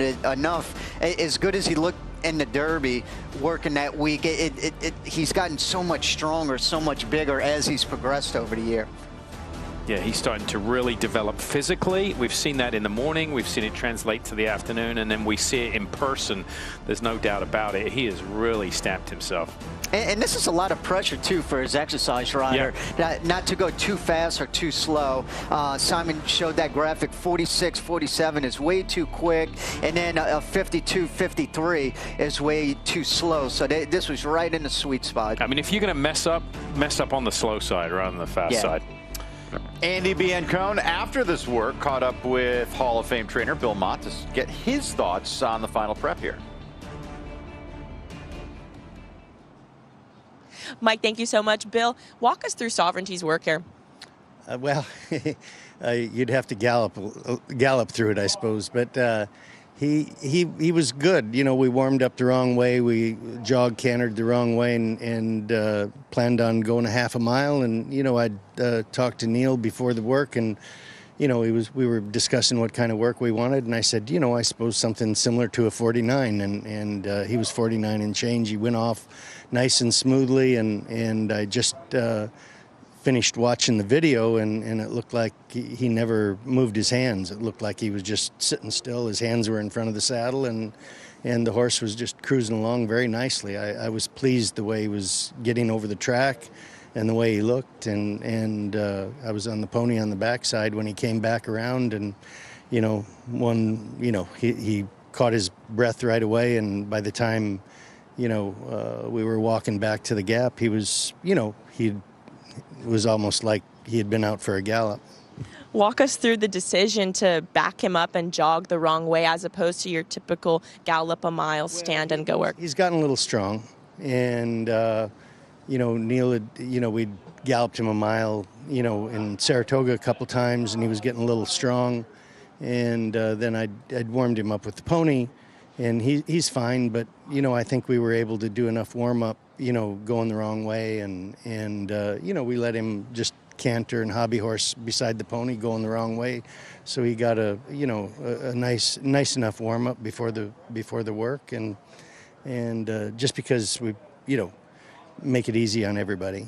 And just an incredible display of horsemanship. Can you go into the psychology a little bit of why having Neil as his typical breeze rider and Jimmy Keyspray as his gallop rider, how that can help a horse like Sovereignty? Well, the horse has gotten a little stronger to gallop, and Jimmy's a little bigger than Neil, and he's been able to, you know, handle him very well in the mornings. I was happy with the way Jimmy had galloped him and got along with him well enough. His, you know, pace was good, but Neil is, you know, a very experienced work rider, and he was an Eclipse Award-winning jockey back in the day, and so he's got a lot of experience, and that's the, you know, coming into races like this, that's what you want. You know, you want somebody, you know, with the most experience and somebody that you have a lot of confidence in, and is going to get the job done the way you want it. And Bill, I was just amazed. I mean, watching Sovereignty in the paddock yesterday after his gallop, he maybe just had a touch of white sweat on his neck and in between his hind legs, but today, not a spick of sweat on him. He was not blowing a candle. Is it just that easy for him to breeze and go that speed? Yeah, it looked like it was easy for him. And yesterday, of course, with the, we went back through the paddock, and then you're going into a new environment, and they're looking around, and that makes him sweat a little bit. And he's always been a horse that runs a little bit hot. Even we have to be careful not to put too warm of a night blanket or too heavy of a night blanket on, because he'll sweat a little bit underneath. So, it can be 40 degrees out, and we just have a lightweight blanket on him. Well, Sovereignty could not look any better this morning. Bill, thank you so much. Okay, thank you. He couldn't have been any better all year long. It's always relevant to look at the highlights of their campaign. But Sovereignty's Derby was ultra impressive. And to think, as we take a look at that run for the Roses back in the first Saturday in May, and to think that he's a better horse now than what he was on this day is a frightening thought to the competition. Well, and I tell you one thing, too. A lot of horses, if they got beat this day, they would put it down to the track, a sloppy racetrack. Horses, that proves how good he is. He can run on a sloppy racetrack, win the best 3-year-old race in the world on a sloppy racetrack, come right back, continue his form. He only had 3 horses beat down the backside, Joe. I mean, that's a tough trip to navigate through a field of 20. And talking about a sloppy track, this was his first time ever running on it. All of his previous races were on a fast track, so I don't think anybody knew how he would handle it, but boy, he really did handle it nice. And to Mike's point, to think that as good as he ran there, he's just as good now, especially with that 115 buyer in the Travers. And skipping the Preakness, we've touched on that. I think that takes more gumption to do that than maybe to run. I think 99.9% of trainers would have run him in the Preakness. We obviously have an opinion of what the result would have been, but I think it set him up well for the second half of the year. Bill's always going to do the right thing by the horse. And Godolphin, let's talk about them. Dramatic transition the last several years. They used to go to the yearling sale, Keeneland bite, top lot after top lot after top lot. They still buy high price yearlings, but those numbers have reduced. They switched to a homegrown breeding program, and all these runners now, they're all, you see, bred by Godolphin, bred by Godolphin. They've focused on buying more top quality mares to add to the group that they already have, and the results are showing. You want to see a brilliant performance, look no further than the most recent one for Sovereignty in the Travers and what he did this day. Oh, yeah. As we take a look, you can all look down on the form and see he won by 10. I think it underscores something we've been saying about Sovereignty all year. At 1 1/8, he's better than everybody else. But at 1 1/4, they can't touch him. I mean, look at where he is at the 8th pole versus where he is at the finish. He's about 3 lengths in front of the 8th pole. He's 100 lengths in front when they cross the wire. He's 3 for 3 going 1 1/4. Yep. And don't get me wrong. This was great in so many aspects. This was the weakest race he's running all year long. And he demolishes the competition. Sometimes, you're running against a lighter field and you only win by 2:11. He crushed the competition. It was an easy race. From a management standpoint, that's exactly what you want, right? You want an easy prep coming into the Breeders' Cup. He didn't empty out there. He's had 6 weeks, and that's why he looks like he does today. Well, look at all the horses that he's beat. Every horse that he's beat in his last 4 starts on that run has come back to win a big race out of it, okay? You had Baeza come out, win the Pennsylvania Derby. He beats Journalism in the Derby. Journalism wins the Preakness. He beats Journalism in the Belmont. Journalism wins the Haskell. It doesn't matter who he's running against. He beats them all. And so, yeah, the Travers wasn't as tough of a race as it could have been compared to those last 3. Right. But he dusted them. And what you keep talking about, Joe, is the visual of the rider just easing up under the wire, and he puts up a number like that. If he had to ask him and send them all out, there's no telling how fast he would have gone in those final 3/16. He probably would have put up a buyer in the 120s, a -4, -5 on the Thorograph sheet, something just ridiculous. And that's what's so impressive, too. He's a horse that he obviously loves a target to go after one, but he's a horse that I think when he gets in front, it kind of waits and saves himself in a good way. So no telling. I know you've been saying it all week. The sky's the limit, which is a scary part. Yeah, I think he, if there's a horse that's better than him in front of him, he wants to come and run him down, and I think he will. Well, he's going to have to contend with Fierceness, whose rider John Velasquez is in the Hall of Fame, as we check in once again with Joaquin Jaime. Yeah, Mike, just like yesterday when we looked at the book of rides for Flavien Prat, and we also looked at the riders that make up the top 5 in earnings this year, Flavien Prat and John Velazquez, they are both on that list. Number 1 right now, they're so close that these are going to flip-flop all the way up into the end of the year in December. But number 1 on the list now is going to be jockey Irad Ortiz, $32.3 million. He's got 20 wins. Prat, his brother Jose, is in 3rd. Luis Saez, John Velazquez, he's in 5th. And as I mentioned yesterday, you got to give some credit to the 3 names that you see right here: Steve Rushing, Brad Prebgram, and Kieran McLaughlin, who is a 3-time Breeders' Cup winner as a trainer. Those 3 gentlemen having a heck of a year, representing the top 5 riders amongst earning this year among jockeys. So John Velazquez, 21 Breeders' Cup wins for him. I spoke to his agent, Kieran McLaughlin, yesterday. These are the confirmed mounts that Kieran told me that Johnny V has this year in the Breeders' Cup. As we look at them right here, first off, you're going to see that there's no call in the Breeders' Cup turf and no call in the dirt mile. So if you want to get John Velazquez, call Kieran McLaughlin. He is open for those races. Schwarzenegger, Johnny V is going to ride in the turf sprint. Tommy Joe in the juvenile fillies. Ted Naffy, of course, going to be the favorite in the FanDuel Breeders' Cup Juvenile. They're still deciding in the juvenile turf between Proton or Outfielder. They are figuring that out as we speak. Praying in the Philly Mayer Sprint, AG Bullet, who won with Luis Saez, who Kieran also represents last race, goes back to Johnny V in the turf sprint this year. He'll try to repeat with Straight No Chaser in the sprint. He has Darth Vader in the distaff. Of course, the big one, the runner-up in the Classic last year, is going to be Fierceness. He'll be aboard in the Classic this year. Umberto Rispoli, he went to Johannes in the FanDuel Breeders' Cup Mile, so that opens the mount up on Formidable Man, who is undefeated on the turf course here at Del Mar. And then She Feels Pretty is going to be his mount in the Philly and Mayer turf. So, Mike, that is his book of rides. John Velazquez, he has 21 Breeders' Cup victories. That is second all-time, only to his good friend, and that is going to be Hall of Famer Mike Smith with 27 Breeders' Cup victories. But, Mike, when you look at the rides that he has lined up this year, I mean, just a quick glance here. I mean, Ted Naffy in the juvenile, AG Bullet in the turf sprint, Straight No Chaser in the sprint, even Darth Vader in the distaff, Fierceness, Formidable Man, She Feels Pretty. I mean, I don't think it would surprise anybody, Mike, if Johnny V walks away with 3 or 4 Breeders' Cup wins this year. I think it's interesting he could win both sprints, the turf sprint and the sprint, with Silver Bullet and Straight No Chaser. He won the sprint last year. I also get the feeling that Mike Smith's watching that count from John Velazquez. And I don't think it's impossible for Mike to hold off Irad Ortiz because he's so early in his career. But I get the feeling Mike's going to always want to be at least 1 win in front of Johnny V, don't you? Oh, absolutely. I mean, even at Mike's age, he's still on top of his game. And Bob Baffert had a really good quote when we saw that earlier after he won the Goodwin on Nevada Beach. He said he's the best guy off the bench. And I remember Mike Smith always telling me, he's like, I'd rather be on the bench than off the team. Yeah. And that's so important because for a lot of guys, that's really hard if you think about it, especially if you're really at the top of your game. It's so hard to sit on the bench. You want to be that 5th man on the floor all the time. And I think that's what's so great about Mike Smith. Whether he's not riding a lot on the weekend or during the week, he's constantly working out, just staying fit, ready for that opportunity. And nonetheless, when he got Nevada Beach, he won the Goodwin. I think it's almost harder in that position to just sit and wait and be ready. I mean, you see it in baseball a lot, right? The guy, the pinch hitter that's sitting on the bench, Aaron Barger the other night for Toronto, he's sitting on there. They call him in, boom, grand slam. That's Mike Smith. He's used that line on Mike and us in Dubai, actually. I'd rather be on the. Yeah, he said it to another jockey who was complaining he didn't ride for Bob Baffert. And he looked at him, he goes, you know what, you're better off on the bench than not on the team. I was at that dinner after a couple glasses of wine. But I do want to say this about Mike Smith because physically all the gifts. He's a brilliant rider. Most people, I think, would call, he's probably the most favorite rider of anybody riding right now, right? He's the Hall of Famer. He's become the elder statesman.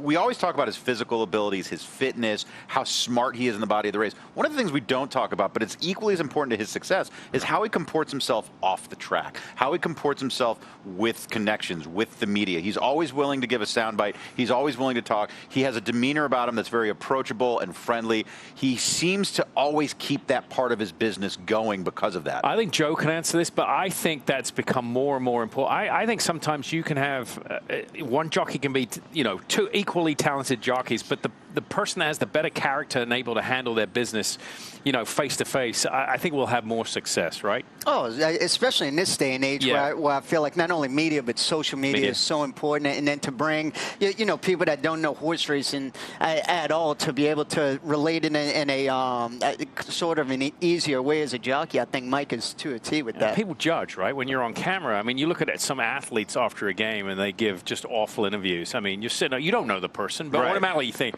look at this guy. So I was the first time I went to Australia, and I was talking to Blake Shin, who's one of the top riders in Australia. He's ridden in Hong Kong. He's a world-class rider. And we were talking about other riders. He goes, the one rider I always want to try to be like is Mike Smith. Right. Like that. I mean, that's a global impact. This is a rider in Australia who's like, that's the guy I want to be like. That's the way I want to conduct my business. I want to ride like him. I want to be like him. That's pretty. It was pretty amazing for me to hear that. At any rate, let's check in once again with Andy Biancone. She's had a busy morning, juggling 2 jobs, whether she's the assistant to the Biancone barn working Lenny Lou or getting reports for the breakfast shows for FanDuel and Breeders' Cup. Andy, it's been a busy morning for you.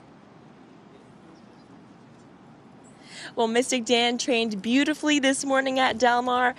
Came by to see him, and assistant trainer Luis Ramirez immediately pointed me to where the mints are. And when I say I opened the tack box to get 1 mint, Mystic Dan booked it to the front of his stalls. So definitely a happy horse. Condition-wise, he looks excellent. We spoke to Danny Ramsey yesterday. He said this horse has just gotten so much stronger at this point in his career, and you could definitely see it from a physical standpoint. He's muscled, his neck is cresty, so really a horse who's developing the right way, and hopefully a horse we can see continue to race even next year. But Mystic Dan's certainly a fan favorite, and I'm excited to see what he can do here at Del Mar. Kaiten Bradar, not only is she on the show, she's a fan. She goes, great Wi-Fi at Las Vegas Southwest Terminal. See you soon. Kaiten, we love you. One of my longest friends I've had since taking this job. I knew Kaiten before I knew either of you two fools. Really? Oh, yeah. I started back in 2001, and Kaiten Bradar and I, we have the Chicago connection as well, but she is one of the best we've ever had in front of the camera as we take a look at the Breeders' Cup Draw Show coming up later today, 4 Pacific, 7 Eastern. Nick Luck, Brittany Ayrton hosting the draw. It is the Rudin Riddle Draw Show right here on FanDuel TV. More on The Breakfast Show after this.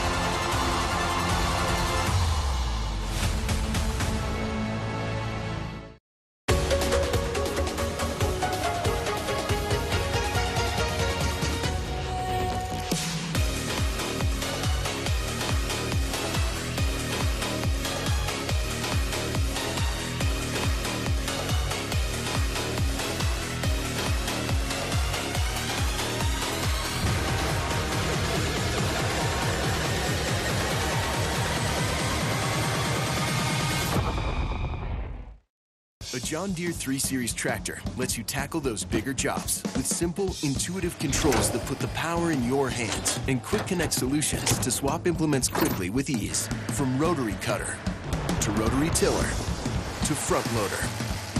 Take on all your property's biggest challenges. You just have to get in the seat. John Deere is the official partner of the Breeders' Cup World Championships.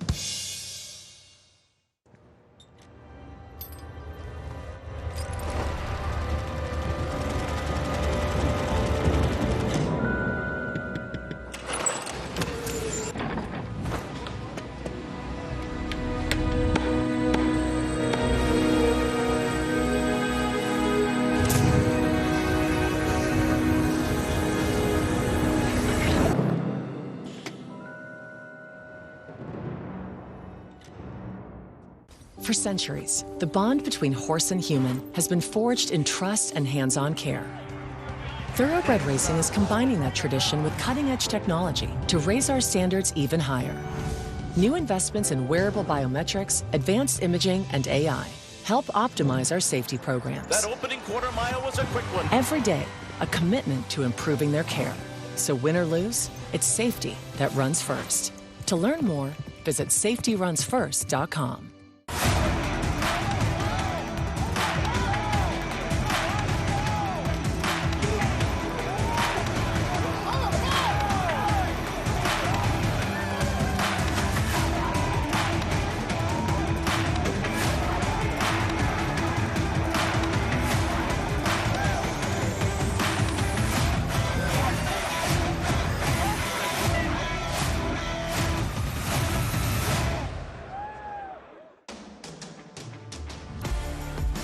The winner of the Del Mar Futurity Brant on the racetrack earlier today for Hall of Fame trainer Bob Baffert. $3 million purchase. Brant started in one of the all-time great conditioning centers the country over, the Eddie Woods Training Center, as we take a closer look at the beginnings of this fantastic animal. As with every sport, the path to becoming a champion starts long before we see an athlete reach the pinnacle of their profession. And in the sport of kings, to get to the Breeders' Cup, many start here, with some of the best horses to ever grace a racetrack, starting with this man, Eddie Woods. Eddie is known in the business as one of the great pinhookers of his time. Think of him as a high school coach, the one that sees that first initial sign of talent. He doesn't just see a horse, he sees its potential, its confirmation, the flicker of raw ability that separates a good horse from a great one. And in this business, where fortunes are won and lost in a single glance, no one doubts his opinion. Eddie's like shopping at Neiman Marcus. I mean, it's all good. He's got all the good stuff. An absolute gentleman. He's a legend in our business and one that anyone would emulate to be part of. He has a very good way of seeing the future, and to be spot on as he is so many times is a feather in his cap. His reaction when he would sell a big money horse, you could just see the pride gushing out of him. He's an icon of the two-year-old in training cells, because he's the guy that usually has all the bullets. Pinhooking, it's a bit like Russian roulette. You buy horses, in our case, buying yearlings in the fall, and you sell them as two-year-olds in the spring. It kind of took off from the beginning. Once we got going, we were going. I had the opportunity to get in and buy a large tract of land. It was a no-brainer. It's at his farm that Eddie built his reputation as a pre-trainer, putting the crucial first touches on his young athletes. It takes about a month to get from the beginning till they're on the racetrack. You start them in the stalls, introduce them to the tack, then you go to the shed row, get them jogging, then you go on to the round pens, the paddock, and after that to the track. Just bring them along at the pace that they need to be brought along. We follow them all. You know, they're like your kids. We've had some serious horses. Midnight Loot, Lady Eli, Bayern, Whitmore, Authentic, several champions. And now, the Eddie Woods School of Champions hopes to continue its dominance with a young colt that has been making headlines, Brant. He always showed a lot of promise. He was automatic from the get-go. Basically, the whole world and its mother was on that horse at the sale. We just had to present him. You can always tell when Eddie, he knows when he's sitting on a really good one. I could tell by his confidence level was pretty high on that horse. You know, he zipped down through there, beautiful moving horse. So it was a matter of, you know, what's he going to cost? I thought he would bring around about $2 million. Bid to be 9 million, now 1, now $1,000,000. You're up front, $1,000,000, down 2. It's $2 million, it'd have been 2 million. You're on the back, $3,000,000, $3,000,000. Bid to be a half. Mark, $3 million. Thank you. Selling Brant for $3 million was quite a thrill. A great ending to a fantastic story. We had set a new record in OBS, and it's always nice to do something like that and ending on a good note. That note came in the form of retirement. After 3 decades perfecting his craft, Eddie Woods has brought the curtain down on what has been arguably the most influential pinhooking and 2-year-old training operation in North America. From all of us to you, Eddie, Angela, Tanks, good luck. We were at the top, we're close to it. I turned 67, and it was time to go. The thing I'll miss the most is the farm. We built it, came out beautiful. It's gone into good hands. That's what I miss the most, I think. And selling a $3 million horse.